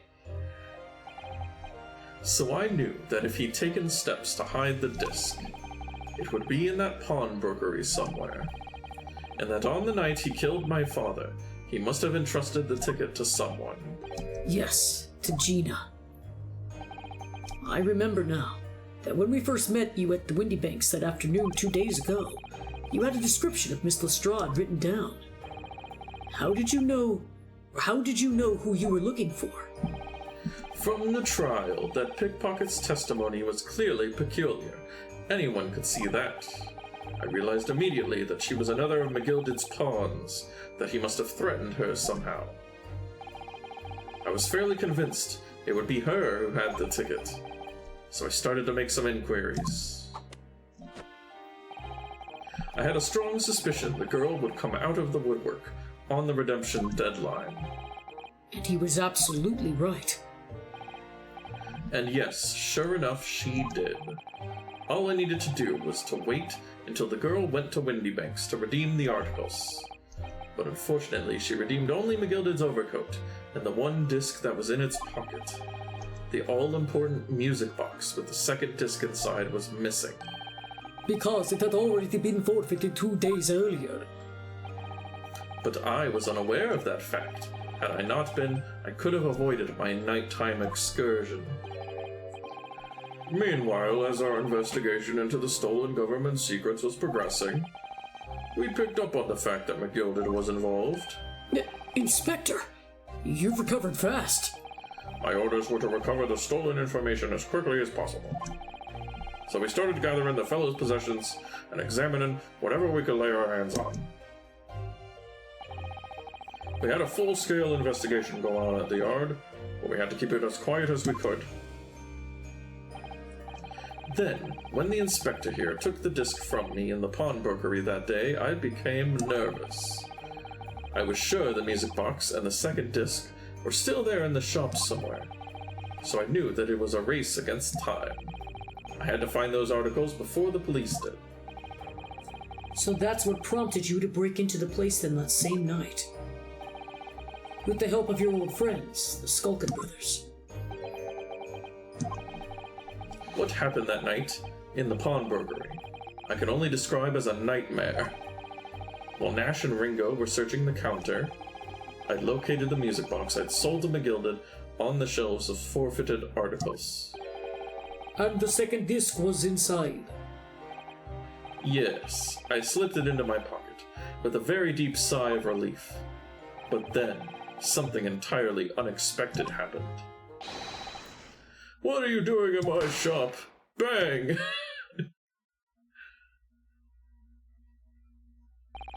A gun. Oh, A gunshot rang out in the shop, and I felt a sharp pain in my left arm. The broker fired his gun, and the bullet pierced your limb. Yes, exactly. But unfortunately, I decided to bring my own gun with me that night, just in case.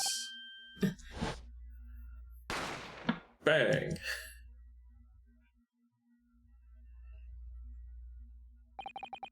Before I knew what was happening, I'd fired back.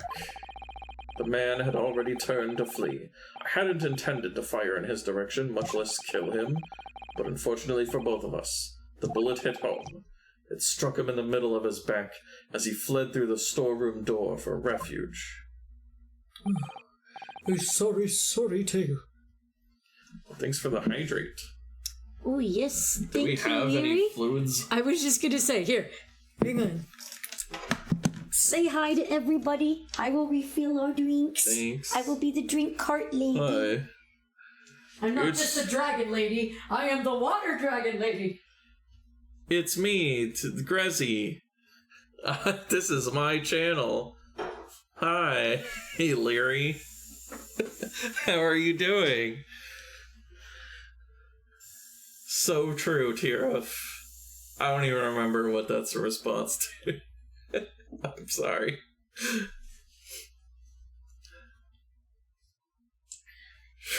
Voice train? Yeah. You better be making me look good. Yeah, Grezy can mimic me perfectly. It's amazing. Grezy can mimic me perfectly. Yeah, see, wow. Was that me or her? Who knows? But we did the deed. We hydrated. We did it. Alright. All right. Now, it's the end.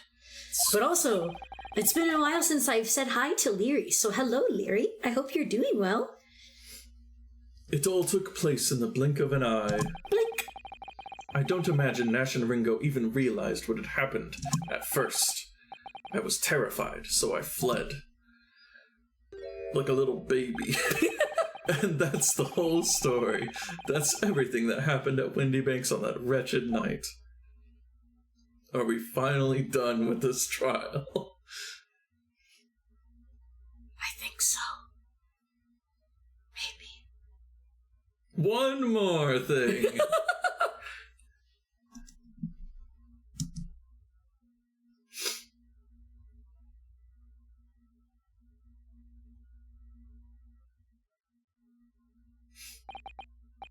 Earlier, you called McGilded a monster. A man who used his wealth and influence to distort the facts and escape justice for the crime of murder. Oh, pot calling the kettle black. The tragic irony. For what you have done is exactly the same.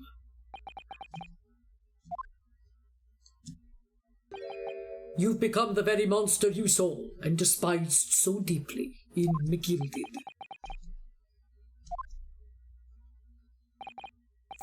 Yes, I think I have. I'm the Joker now. I don't know. Well, this has been a very long and exhausting trial. We started at 7 o'clock. Yep. It is now 10 p.m. Eastern Standard Time, folks.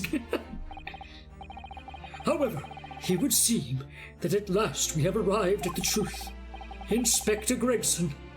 What of Mr. Ashley Graydon? He's been restrained, my lord, and is being escorted to the yard. You know what, we're gonna hang him, because, murder. Oh god. He'll be charged with the murder of Mr. Windybank. And the stealing of government secrets. Very good. And you, Inspector. Regrettably, you will have to face charges yourself. Yes, my lord, of course. It transpires that you were complicit in helping a criminal escape justice. That fact remains, whether or not you were doing so in the line of duty. The crime is a serious one, Inspector, and inexcusable. Now to the defendant, Miss Gina Lestrade. Yeah, I forgot I was here. It is time for the final adjudication. Is the jury ready, Mr. Foreman? What if they all still are like, Yeah, guilty. We don't care. Yes, sir. Garradub Squadron standing by, sir. This is really it now. The last push, the final call, the finishing whistle. My men are ready to deliver their verdicts. Thank you, Mr. Foreman. Very well, ladies and gentlemen of the jury. You will now declare your final decisions to the court. Not guilty, not guilty, not guilty, not guilty, Not guilty. not guilty, guilty, not guilty. yay! We did it. Their opinions change on a dime, but you know what? Thank gosh, this time it was right. That's the stuff. I'm off the hook. Finally, Bruno, you finally managed to do it. It took hours. Years. Finally is the word. I really wasn't sure if we'd come out on top for a while there. Susie was right. You're the best lawyer in the world. Miss Lestrade, I am not finished with you yet. What are you looking at me like that for? Before you start enjoying your freedom, there are certain other crimes to consider. You're on the naughty list still, young lady. 2 months ago, in my courtroom no less, you gave false testimony, did you not? And in relation to the trial today, not only did you unlawfully enter Windybank's pawnbrokery, you also attempted to abscond with Mr. McGilded's property, it seems. I never done nothing of the sort. Of course not. It's not like you were gleefully wearing McGilded's coat in your cell yesterday or anything. Just when I was getting excited about throwing a party for Ginny this evening. And turning our attention to the defense. Determining that, when playing together, the music box disc contained a message in Morse code was, well, it was certainly a most unexpected revelation, counsel. Quite so, my lord. The prosecution was caught entirely off guard. In fact, I think we should applaud my learned friend's courage here today. I propose a toast. To demanding that government secrets be disseminated before the entire courtroom. Very sorry about that. It was the only way that I could get Inspector Gregson to admit that what he'd done, so... If I may say something on that point. Isn't that... It's, about the sounds produced by the music box before. I do wonder if that was really Morse code at all. Oh. What? What are you saying? Oh, well, it's just that I'm really rather fanatical when it comes to Morse code, you see. And I didn't speak up sooner, you know. So much so that the whole world seems to be covered in dots and dashes to me, in fact. Oh, goodness, madam. An unhealthy level of obsession, one might feel. But I must say that, in my opinion, the sounds produced by those 2 discs were nothing more than that. A meaningless series of 2 different tones. What? Oh, can that really be? It wasn't Morse code after all? My lord, the defense would like to listen to the music box again. Are you off your nut? How many times do I have to tell you those discs contain ministerial secrets, sunshine? This courtroom is not appropriate forum to discuss the nature of the government communications. We know McGilded conspired to trade national secrets with our enemies, secrets acquired from Mr. Graydon. Now that the man has admitted to his crimes, we have no need to pursue the matter further. But it's really annoying. Or whatever he said, I don't remember. I mean, I guess I could look. But it's really going to bother me. Maybe we'll find out in the sequel. Right. Miss Lestrade. Yeah, my lord. That which you have seen today, here in this courtroom, has been extremely disturbing. Falsified evidence, intimidation, perjury, a grim catalogue of depravity. An appalling experience to befall any child. Come on, I ain't nothing I don't see him most days in the back slums. I beg your pardon? If you're weak, you pay for it. As our life goes. Gina. But look, I reckon I've worked something out today. The world ain't fair. But if you want it to change, you've got to start at home. You got to change how you are yourself. And the more you know thing appears behind her. Right. I think we all learned a lesson here today. We did. Well, it's a very laudable lesson, I would say. I eagerly look forward to the born again Miss Lestrade, never gracing my courtroom with her presence. Oh wow, again. she found Jesus?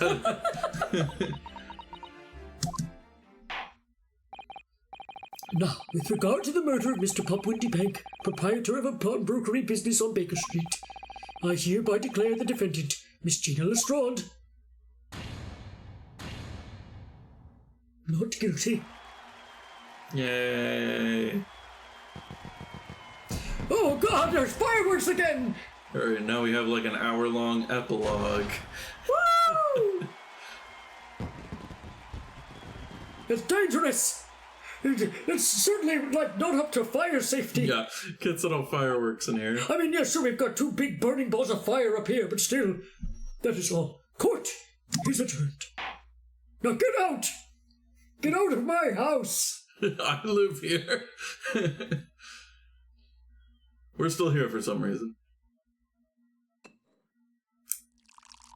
I think you've had enough to drink, Fansix. Well, actually, no, he hasn't. He's thrown it all. Yeah, sure. Thrown it all away. How much does he actually drink?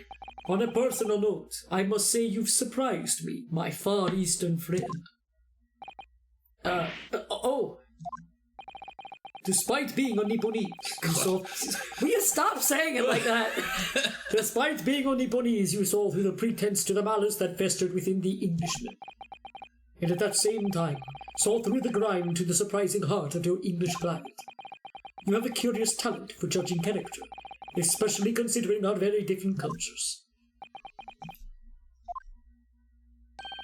I don't think there's anything curious about it. Whether we're from the Empire of Great Britain or the Empire of Japan, we're all human beings. We're not so very different on the inside. I mean, we're very different, the two of you and I. I'm a vampire, clearly. This is blood. This is not wine. This is blood. I'm German, also. Nah. You would not know because Grezy never does accents, but still, apparently, I may be German. You know, I took this case for one very simple reason. To lock swords with you once again here in the courtroom. And to drink your blood, but that was, What? that was a maybe. You did? When I encountered you for the first time 2 months ago, it reminded me of toasting friendship and trust with another Nipponese, only to find my trust betrayed. Through you, Pressed a button.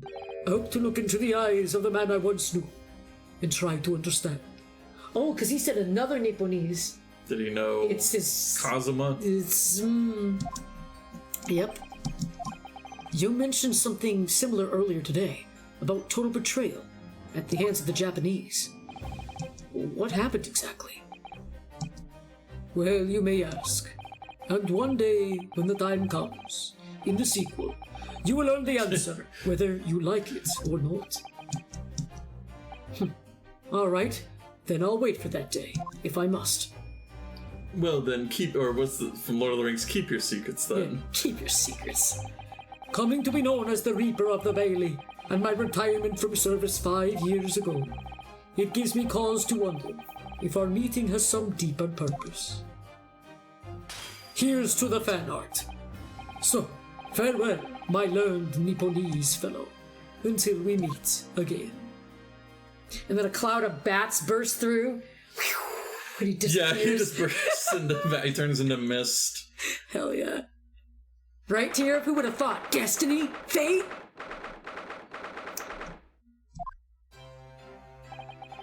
It's done. It's over at last. The game is finally over. Yup. But there's a sequel. Where's Iris disappeared to? Congratulations, Gina. I knew it all along. I knew that you were innocent. Well, of the murder, at least. Yeah. You Well, are technically a thief or whatever. yeah. Well, you did what you said, Mr. Naruto. You believed in me, right up to the end. You're as odd as your name. What's odd about it? I told you I had faith in you, didn't I? No one ever has before, see? Kept a promise, I mean, properly. That's awful. I figured something out today. All my life growing up in the slums, I've never trusted no one. But that's just because I've been scared of being stabbed in the back. I mean, the more you trust someone, the more it hurts when they let you down. Yes, I think I can understand that. After all, I had a taste of it in that trial 2 months ago. I chose to trust someone, and paid for it. That betrayal left a big scar. You know though, Gina, I worked something out quite recently too. Trusting in someone else is really an exercise in learning to trust yourself. And when your gut tells you it's the right thing to do, and your trust is rewarded, there's no better feeling in the world. I think I have to thank you for reminding me of that valuable lesson. Oh, well, if you say so. Don't make a fat lot of sense to me, though. I'm trying to say that putting my faith in you, Gina, has been a real pleasure. Oh! For crying out loud, pack it in! But I suppose I sort of feel the same way. I mean, sometimes trusting someone else is, alright. Thanks.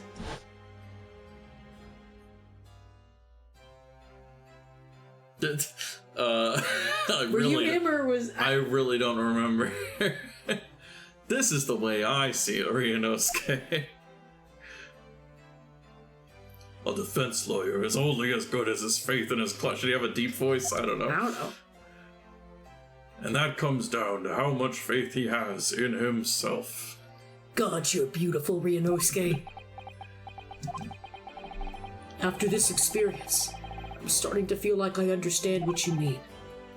Kazuma, am I living up to your expectations? Am I turning out to be the lawyer you believed I could be?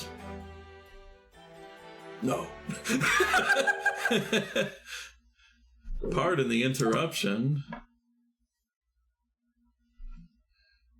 Oh, dear. But what the deuce does a man have to do to be noticed around here, my dear fellow? That voice! It's too late for that voice now, Mr. Naruhodo. I've been standing here patiently in the corner of the room for an eternity. Ahaha, yes, it was me all along, I would have said when finally you noticed me. But you people with your incessant babbling. Wow. Mr. Sholmes? Ahaha, yes, it was me all along. God. You see? God. I'd assumed you'd be taking it back to the hospital, to be honest. Indeed I was. I'm sorry? But I managed to escape again. Oh. I happened to be aware of one or two foibles of the doctor who was tending to me. I merely made my knowledge of them known to the man, and he happily issued me with a leave of absence. How very above board. Yes, I blackmailed him. But enough of my adventures. That was a fine victory, Mr. Naruhodo. Your tireless efforts justly rewarded, I feel. Congratulations are in order. As a close friend, I tip my hat at you. Thank you. Some great detective you are. Great at being cold as ice, maybe. Have I irked you in some way, Miss Lestrade? Oh, you've been having a snooze in your nice soft bed. Some of us have been fighting for our lives. Ah, well, that bullet did cause me to lose a substantial amount of blood, it's true. So I have indeed been feeling somewhat cold. Not perhaps as cold as ice, but, well, have a feel. Could you take your hands off my neck, please, Mr. Sholmes? Whoa. And, in some way, I suppose, congratulations are in order for you too, Miss Lestrade.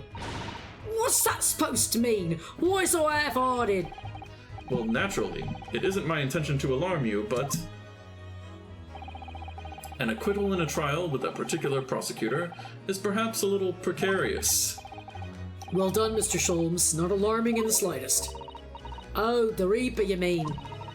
Was anyone who's found not guilty in a trial he was working on winds up dead anyway? Is that it? The very point I was trying to make. I don't think he'll kill Gina. Well, yeah, because also, wait. We found If he we didn't found kill our we found Matilda our anyway. friend. Huh? Remember we found our friend not guilty in the case where that lady got stabbed in the back, Uh-huh. and he didn't die. He just went home, right? Yeah, I don't know. Yeah. So Herlock, shut your mouth. As exemplified by the fate of Mr. McGill did, in fact. But he was killed by somebody else. But of course, I pay no attention to such a rational drivel myself. Then why'd you bring it up? Yep. Oh, he's a drama queen. Yeah. Well, it don't bother me. Oh, really? Of course not. The way I see it, the Reaper's a bit like I'm upstairs. Oh, him upstairs. Him upstairs? You mean like God? Yeah. Him upstairs know what's what, right? He knows what people are like on the inside. He won't have gotten the wrong end of the stick. Well, she really is born again. Yeah, right. She's gonna go to church. There are some ghosts like that bog trotter what are rotten to the core. At the end of the day, him upstairs make sure they get what they deserve. I suppose that's one way of looking at it. Divine justice is one thing, though. The Reaper taking matters into his own hands and claiming lives is another. Well, I ain't like that McGill did otherwise, so I ain't scared. I got principles, see? A trait in you which is to be admired, Miss Lestrade. Oh, he just gave it a rest, alright. As I was saying, congratulations are in order. The news of your acquittal was very welcome news to me indeed. Let me express my heartfelt congratulations, Gina. Well, I bet you it's... Probably Iris. Yeah. There you are, Hurley. How long have you been here? Honestly, I went to the main entrance especially to meet you there. Ah, Iris, my dear, I do apologize. But wait until I tell you what happened. This pair made utter fools of themselves. What happened? As you know, I have a penchant for disguise. I was hiding in this room dressed as a bailiff. But these dolts didn't notice my presence at all. Ha ha ha, they had no idea. Can you imagine, Iris? Would you credit it? I'm not sure, really. I beg your pardon? I'm sorry, Hurley, but you just don't have the weighty presence you seem to think you have. In fact, you really ought to be careful about that. It's gonna land you in trouble one day. I'll be careful. Ouch. She's like his mom instead of daughter. Anyway, it's such a shame. I was so hoping to throw a party for Ginny tonight. But you won't be able to come, will you? Don't look like I'm going to be going nowhere for a while. You heard the judge's Potter. I got stuff to make amends for, apparently. All them offences. What was it again? Breaking, entering, taking the ball trotter stuff, what was in love, blah blah blah. Yeah, I think you'll find that basically being a pickpocket is the main offence. But it ain't no offence. It's a daub, innit? I don't think so. Still, it has got me thinking all this. Maybe I should start looking for another line of work. I mean, you didn't start off as a lawyer, did you, Odo? Well, no, but I was never a pickpocket. Well, anyway, I reckon I can make a change. I'm gonna do something for all them look like me in the slums. Something that makes a difference for them. That's a wonderful idea, Ginny. And I'm sure you can do it. What is it? Nothing. Just got something in my eyes. Miss Gina Lestrade. The prison carriage has arrived, ma'am. Come with me to the rear gate at once. Right. Well, looks like I'm off then. Yes. Goodbye, Gina. And good luck. Odo? Yeah? Go shoot you with a gun. Ah! What was that for? I don't know. I mean, I don't know what to say, so... Shot you with a grenade. Indeed. Perhaps the situation calls for a phrase hitherto missing from your vocabulary, Miss Lestrade. On occasions such as this, I would recommend a simple thank you. Oh, yes! It's good advice, Ginny. Right, I see. Well...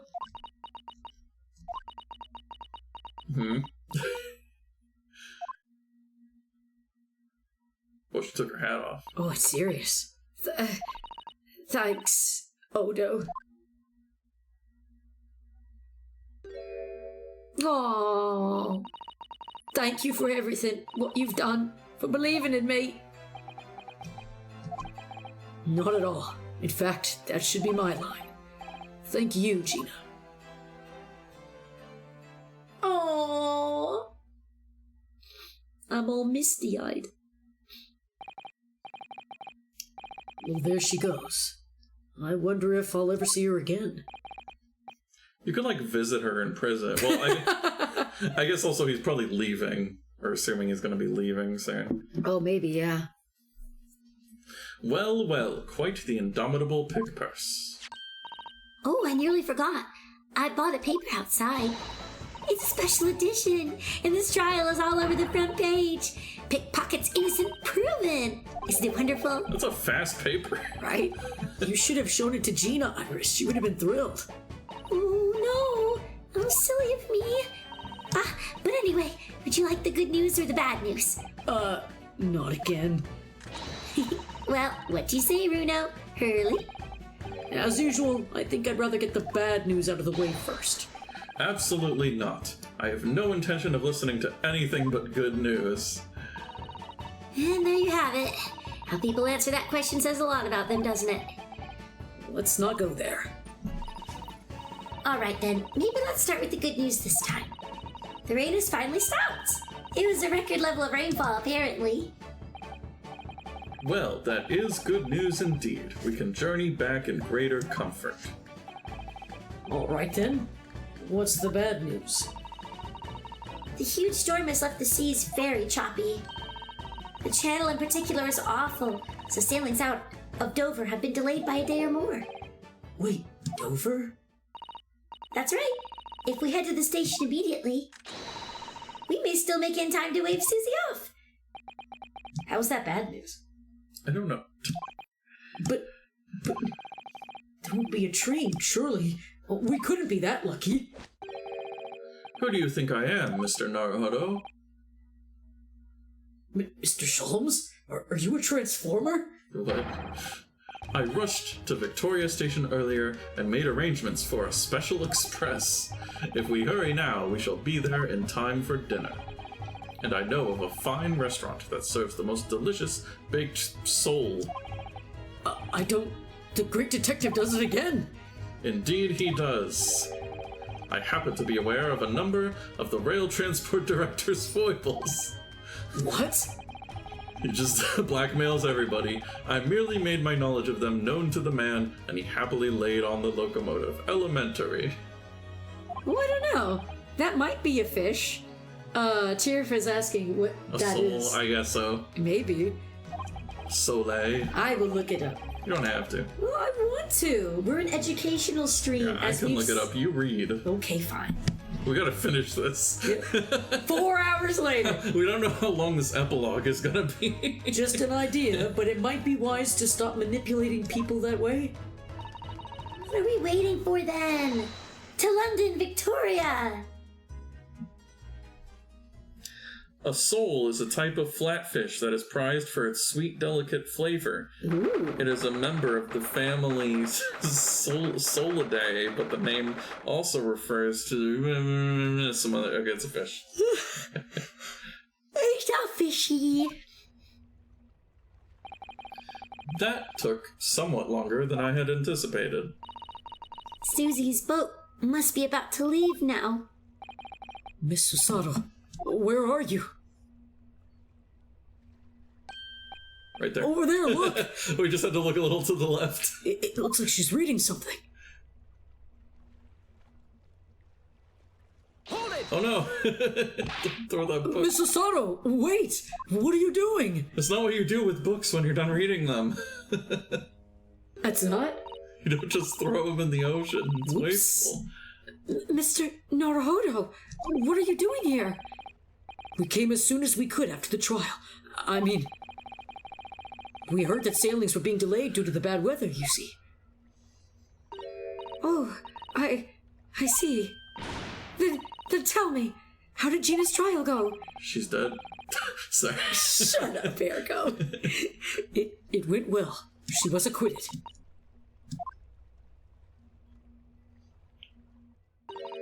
That's wonderful. Really wonderful news.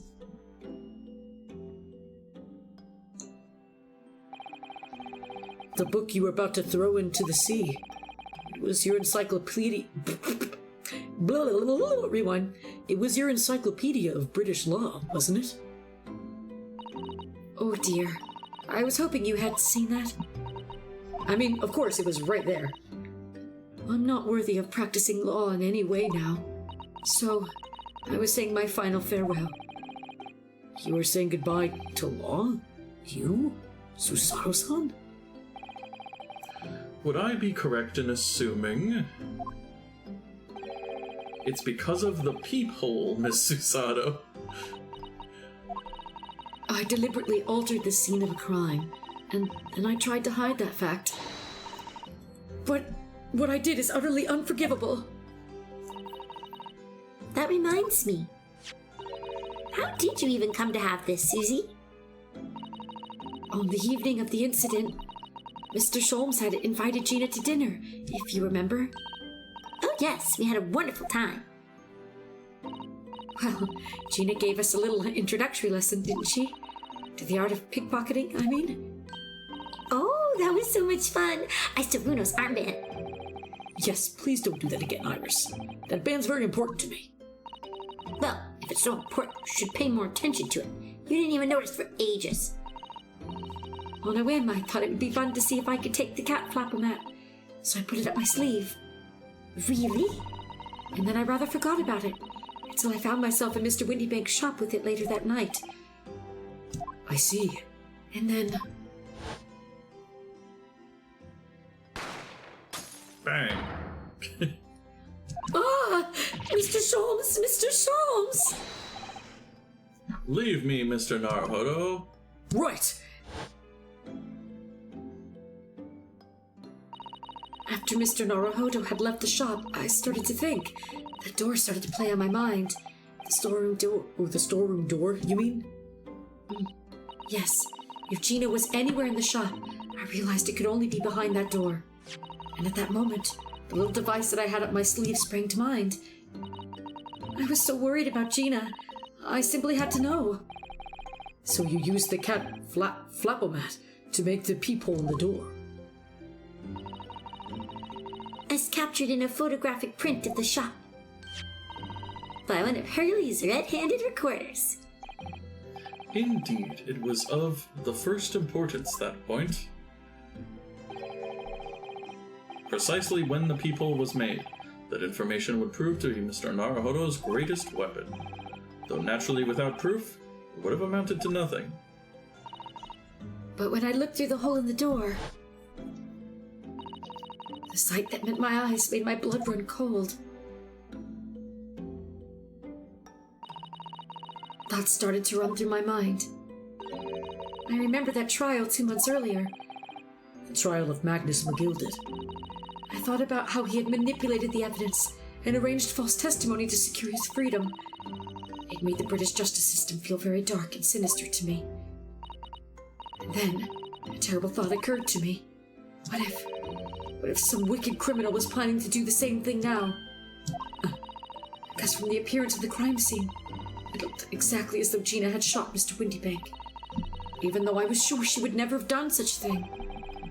You were worried that the true culprit would try to frame her for the crime. That's right. But then I realized it would be very difficult for anyone to give false testimony in this case. What do you mean? Well, the crime appeared to have happened behind the door of a locked room. For someone to claim falsely to have witnessed it There would have to be a way to see beyond the door. For which a peephole would be the very thing. Only the people I had made wasn't exactly there until after the crime had been committed, of course. And the criminal would know that, so it wouldn't make any difference. But the possibility of a rather ingenious trap was there, was it not? A peephole. People. A trap? Is that why she did it? So, is that why you kept it a secret, Susie? You never mentioned that you made the peephole to anyone. Not even to the police. I know. And I knew at the time when I was doing was wrong. A criminal offense, even. That's why I decided to confide in Mr. Sholmes. If Mr. Naruhodo was completely backed into a corner, with no other possible means of escape, the truth about the peephole should save him. That was my plan. She really does think of everything. But then, why didn't you just tell me everything before the trial began? My dear fellow, you're not thinking straight. If she had done that, it would have rendered you complicit in the whole escapade. Ugh. You could have been disbarred if you had been seen to have knowingly tampered with a crime scene. So Miss Susato decided to shoulder the burden of responsibility alone, for your sake and Miss Lestrade's. Miss Susato. The truth is, when it happened, I did it because I'd lost a little of my faith in the law. Oh? I was worried that the right person wouldn't be convicted of the crime. The moment I allowed myself to think that is the moment I lost my right to call myself a judicial assistant. What you did isn't comparable to what he did. Graydon is the one who lied in the witness stand, using that peephole as a way to implicate Gina. And besides, if the peephole inconsistency hadn't existed, I'm not at all sure that she would have been acquitted in the end. Miss Susato, what you did saved Gina's life. Well, with your kind words, Mr. Naruhodo, you've saved me too, from my regrets. Yay! The children, yay! Sound plays. Well, we must all be thankful that Miss Lestrade's freedom has been assured. Yes, exactly.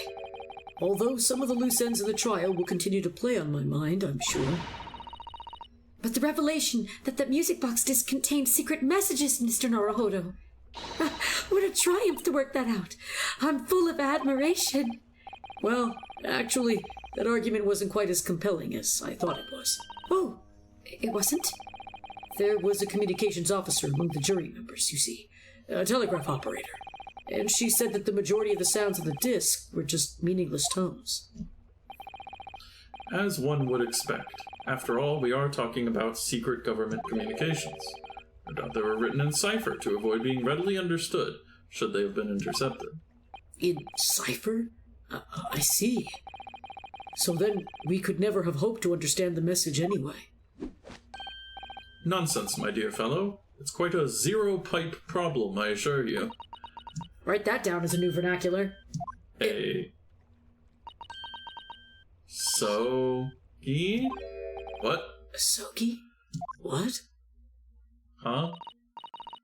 Well, that can't be a real word, can it? How funny. Wait, Iris, what did you just say? Oh, I just said Asoki. Does that word mean something to you? Mean something? Asoki was the name of my best friend. What? But how? How do you know that name, Iris? I wrote it down during the trial before, when the message was playing on the music box. She transcribed it on the fly? She really is a genius. I thought the message probably wouldn't be written out in plain Morse code, so I tried various ways to interpret it. But whenever I tried, the words just didn't seem to make any sense. That is, in English at least. Oh, It suddenly occurred to me, you see. There's more than one Morse code, not just the English variety. Various countries around the world have altered and added Morse code to use in their own languages. I don't believe it. Are you saying? That's right. I've only actually seen a chart of Japanese Morse codes once before. But I think it's based on the Iroha pentagram, isn't it? And you mean to say that in Japanese Morse code, the message says Asogi? Yes, I think so. Sorry, but I don't remember all the Japanese Morse codes. It just occurred to me that other languages exist. Yeah. So true, Tira. I love Other it. languages are like a code. Who would have thought? Iris, would you let me see? Oh, Iris, would you let me see that? Miss Susato, do you know it? Do you know Japanese Morse code? No. Fuck you, she said yes. Yes, I spent some time studying it. Because I'm quite sure Morse code will become ever more important for international communications. Then might I recommend, my dear madam, that you focus your efforts on the English version. Be that as it may, Iris, show me the message, please. Of course.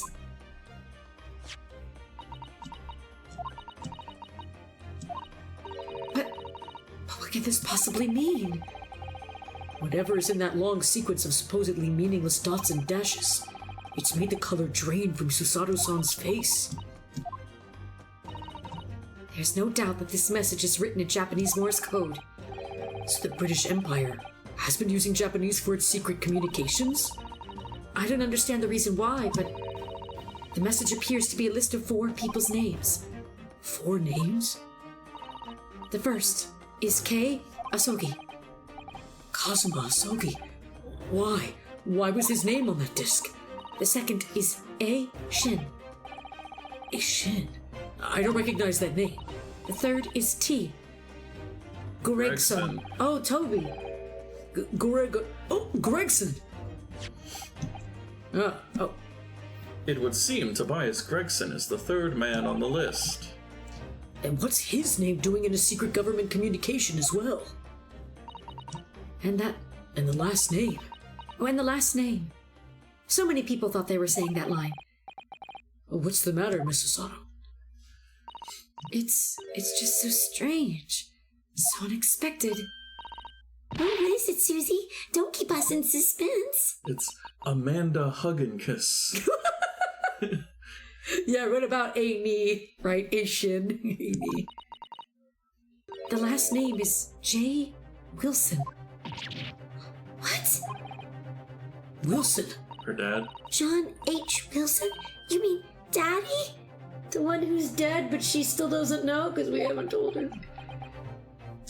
Hey, it's your Seymour Butts. It says only J. Wilson, so I'm afraid I can't be sure. Sorry, it's Jack Wilson. Unrelated.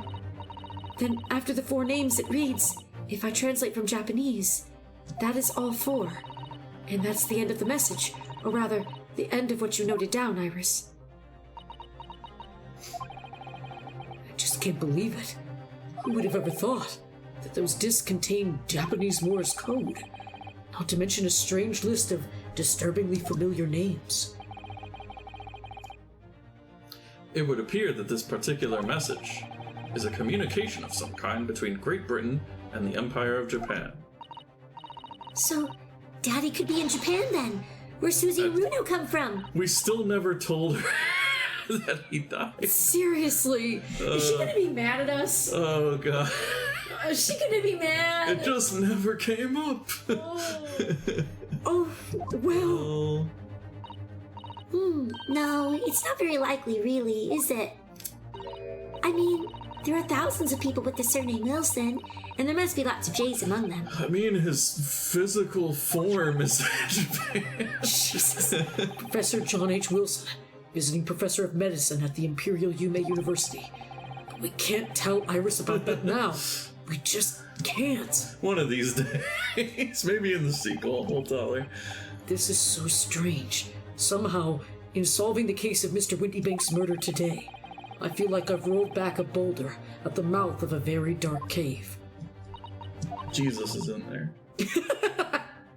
I do wonder if perhaps it's a dark cave that we shouldn't go wandering inside. Nah, you know we're gonna. There's a sequel. Honk.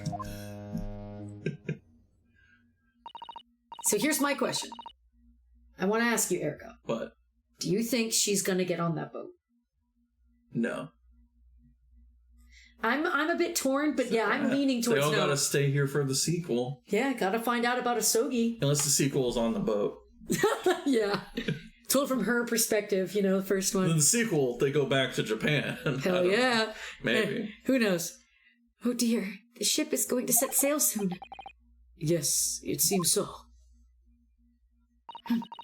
I'll sail on that steamship first to the port of Dunkirk in France. Then I'll change onto a larger passenger vessel bound for Japan. You're really going then, Susie? Even after Ergo just said that you're not? I wish you a safe passage, Miss Susato. Thank you so much. I wish all of you the very best. Miss Susato, I had hoped to have you always at my side, to guide me and support me. Mr. Naruhodo, please, come back soon. As far as I'm concerned, you really are the very best judicial assistant in the world. I'm quite sure. I'll be back before you know it. Really, Susie? Oh, now don't forget, Iris. I made you a promise I've yet to fulfill. A promise? About your manuscript. Oh yes, the Hound of the Baskervilles. Well, I'll be waiting for you then, Susie. A promise is a promise. Definitely, Iris.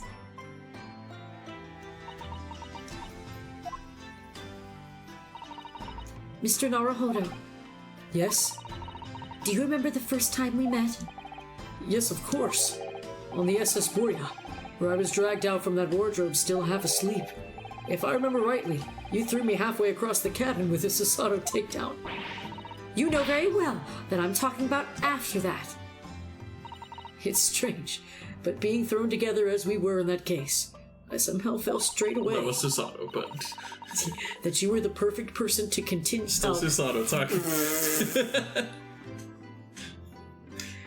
You were the perfect person to continue Kazuma-sama's great legacy. Jesus. Miss Susato. And my instincts were right. I really want to believe. No, I'm sure that. I'll be back soon for the sequel. Farewell until then.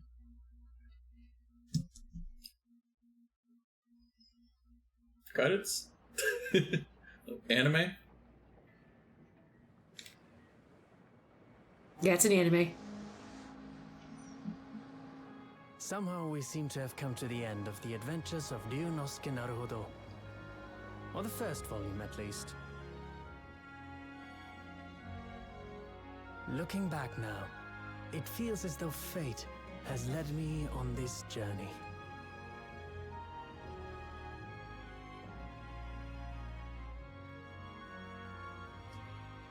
Fate led me to becoming a lawyer, to traveling halfway around the world, to meeting the great detective. I'm sure there'll be trials and tribulations ahead. Trials and Of tribulations. course there will. But whatever happens, I know I'll be able to turn my fortunes around.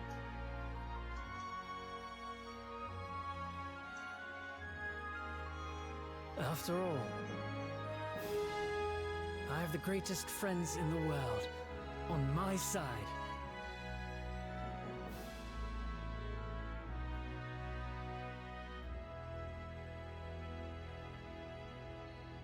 Man, I do not give Ryunosuke that voice. Yeah, He sounds British. Yeah. Which is kind of weird to me, because he's born in Japan. But I anyway. mean, like, if he learned English Yeah, you know, you kind of start from, talking like it, I guess. a British teacher, because like I've kind of met people like that before, where like English was not their first language, but they learned it like in England, so they had a British accent when they spoke it. That's fair. Okay. Ah, yes, Mr. Naruhodo. We need to continue this even further. Yes, Mr. Sholmes? I have some rather awkward news. I'm pregnant. The railway company has decided to sue over the special express train, apparently. What? Yeah, remember we said blackmailing was a bad idea?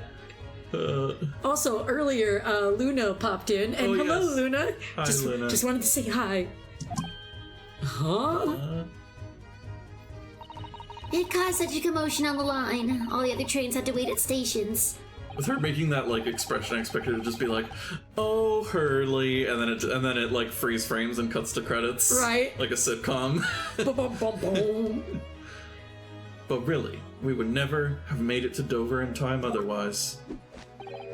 Anyway, I explained everything, and how it was all your fault. Oh my god, what? Huh? I believe a formal complaint should be delivered to your office tomorrow. But not to worry, my dear fellow. According to Miss Susato, You love defending yourself in court. Huh? It's alright.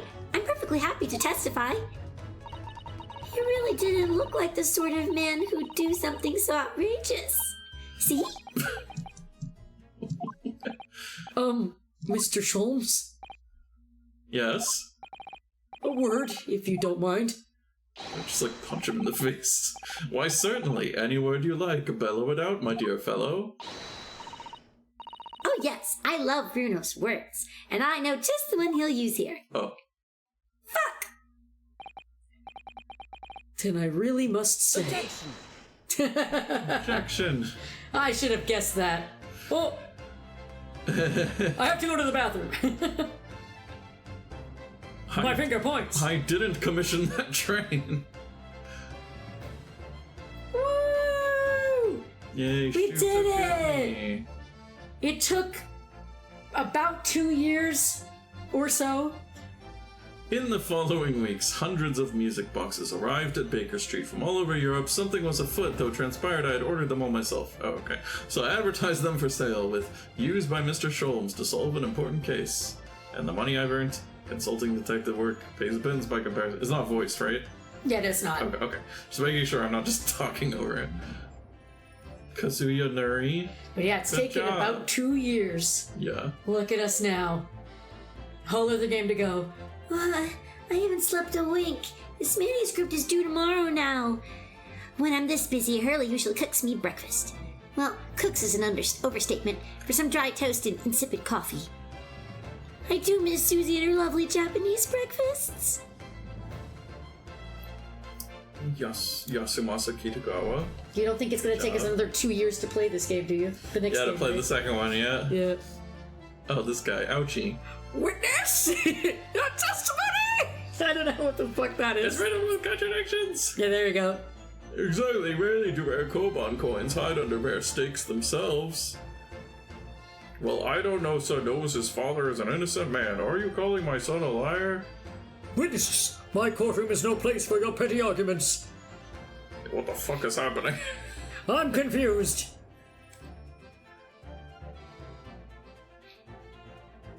Oh, it's this guy. I don't remember this guy. He was like the Having delivered the detective guy. Russian dancer to shore.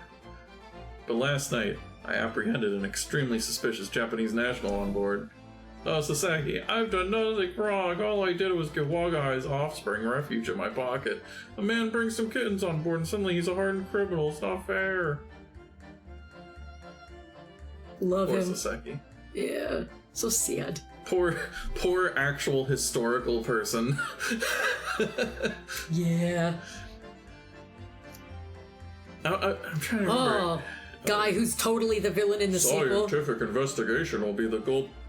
Standard. I dream of a world governed by the tenets of order and discipline. That's totally not a thing a villain would say. Like a great clock, in fact, whose hundreds of parts. Now, if you'll excuse me, I have but 2 minutes and 37 seconds until the end of the credits, I guess. Yes, people are like cogs in a machine. Yeah, exactly. Totally not a villain. I was really expecting him to have something to do in the final case, but I guess, yeah, they're saving It's it the for finale for the second. sequel. The latest Renst magazine is out, and I'm in it again. Whenever I say that one line she wrote now, I get a standing ovation. Wanna hear it? Humph. Not bad, I suppose, for an amateur. Glug, glug, glug. Did I get fired? Her ladyship puts me to shame. Yeah, maybe she should. we still love you, Gregsy, but also, come on, man. You made that case extra frustrating. Right. Moon Man. Been visiting the old girl on a daily basis. I must say, battling with those body stares every day has done wonders for the dicky peg. Oh, Excuse me? Jesus. You're what now? Managing rather well. Hope the gossiping neighbors don't realize the man of the house is his own maid. Does he wear the maid outfit? Oh, I hope so. Dicky peg. His dicky peg. I love the weird words we've learned. My Rolly is back on the beat again, all thanks to the Reaper. Nothing I enjoy than hunting out small change in the gutter. I'm a better Bobby now, looking out for Londoners, their dropped halfpennies, and my lovely wife. I don't remember these people. Yeah, I vaguely do, but yeah. Pat and Rolly. He looks like he's about to take a nap at any second. He's very sleepy. Yes.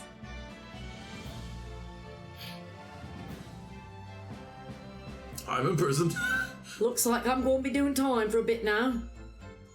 But Iris comes every day for a matter, so it ain't too boring. She's always going on about all them cases what Sholmes is looking into. Criminal investigations are kind of interesting when you get into them. Yeah, see, also, because her name is Lestrade, and Lestrade is the name of, like, one of the cops that Holmes works with sometimes. Is she gonna become a cop? Ooh, in the sequel, maybe? Oh, it's Graydon. Yes, I renounced my upbringing and chose a life of sophisticated crime, but regrets, please. Give over, bruv. That ain't the Ash we used to know. We got time in here to plan the comeback of Milverton and Skulkin's milk run. The three Muscowatsits. Milking the neighborhood for all it's worth. What? God. Also, is he not going to be charged and killed? Like, I mean, hey. I mean, I would think he would have, like, a life sentence or something. So, yeah. I mean, I guess it was third-degree murder. Well, because, yeah, weren't they saying that they were going to hang the Gilded when he was being, like, in his case? Remember that? That's why I was like, I don't know if that was just him being dramatic. But anyway, this past 6 months has been a time I shall remember. Painful goodbyes and wonderful encounters. I've come to realize that's what life is all about. Naruto-san, I promise, your assistant will return to you one day. But for now, I leave you with many memories and a heartfelt wish that life will treat you well. Just like the producer, Shintaro Kojima. Kojima? Hell yeah, Kojima! Not that Kojima. Different Kojima! Different Kojima. Oh, it's panning. Doing fancy pannings. Aww. A picture. Oh, look at them! He's doing the finger points! Yeah, he's objecting. He's objecting! Aww.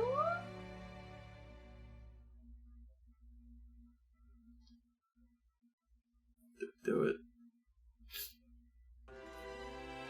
Yep, and it only took 4 hours. Huh? What's happening here? What's this? Okay. It's probably the rest of the credits, I guess. Yes. Okay. We're going to Bradley Clarkson, Rena Tice. Oh, we didn't get to hear them that much, but Hey, but good job, guys. in the anime. Sorry that we cutscenes. probably didn't at all replicate your talents. Absolutely did not give Ryunosuke a British accent. And I definitely didn't give one to Iris. I definitely didn't. And she's from there too. I mean, when you did her voice, she sounded like I just gave her like the little kid little voice British I have, child. you know? Well, I appreciate that. And then you did Gina. You gave her the Cockney. Well, because with her, she had it in her writing, Yeah, so I felt like I yeah. had to anyway. I'm like, oh, it's being written. It gives me an idea of what to do. But yeah. Speaking of that, Your voice stuff is always great, Ergo. I love it, and I'm not just saying that because I'm your wife. I do think that you have quite the knack for it. I know that in the past you told me that you weren't sure if you wanted to do the second game because it's just a lot of effort coming to do these ones, and I mean they definitely do take fortitude because you got to do the voice stuff and you got to be in the mindset for it. But he stayed behind. Stayed behind. Behind him. But anyway, do you think you'll do the second one with me? Maybe. Maybe? We'll see? Okay. Aww. Well, thank you, Tirith and Luna. We both appreciate those words. Those kind words. I have a lot of fun doing it. So hopefully it sounds decent, and I guess it's not horrible, so that's at least good. But yeah, you always do a great job, Ergo, and if you decide to do the second one with me, I will be quite happy. But if you don't, I'll understand. I will say, if Gregson appears again, I know I can't do that Sean Connery voice. Hell no, that ain't happening. So, yeah. I'll just do my best lackluster impersonation of it. Also, oh my god, look at all these guys. Yeah, we're seeing everybody again. Yeah, with the weird patchwork hat, guy with the sausage nose, asshole McGilded, fuck you, everybody flick him off now. Awful, mean, rude bitch. He sucks. He was the Mat on guard. For Ryunosuke. Also, I apologize to anyone who does not want spoilers for Ace Attorney games. I think I do a spoil every video where I just reference things that have happened.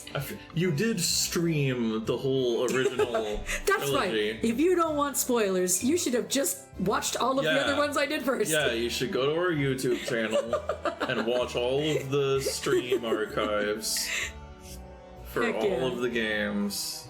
Heck yeah. Also, I like how Soseki-san has the shoes and the suit. Yeah. I think that's fun. But yeah, Luna, yeah, I dislike McGilded. He's an ass. Ergo did a great voice for him though. Good Lucky Charms man voice. So yeah. But also, we have to pay tribute to Mr. Leg on Desk Vampire not vampire prosecutor. These guys.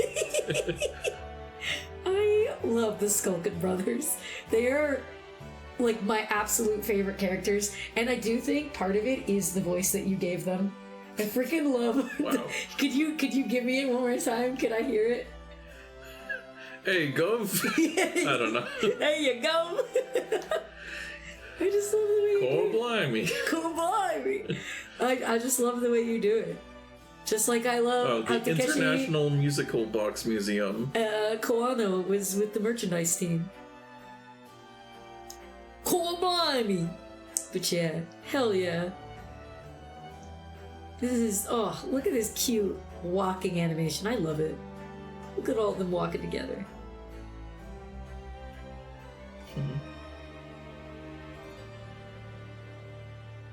Everybody pose. Aww.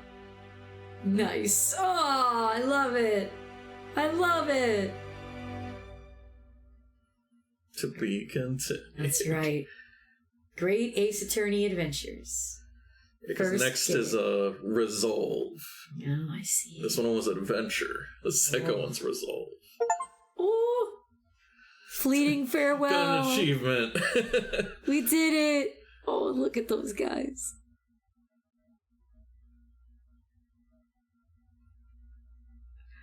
Any last minute stuff?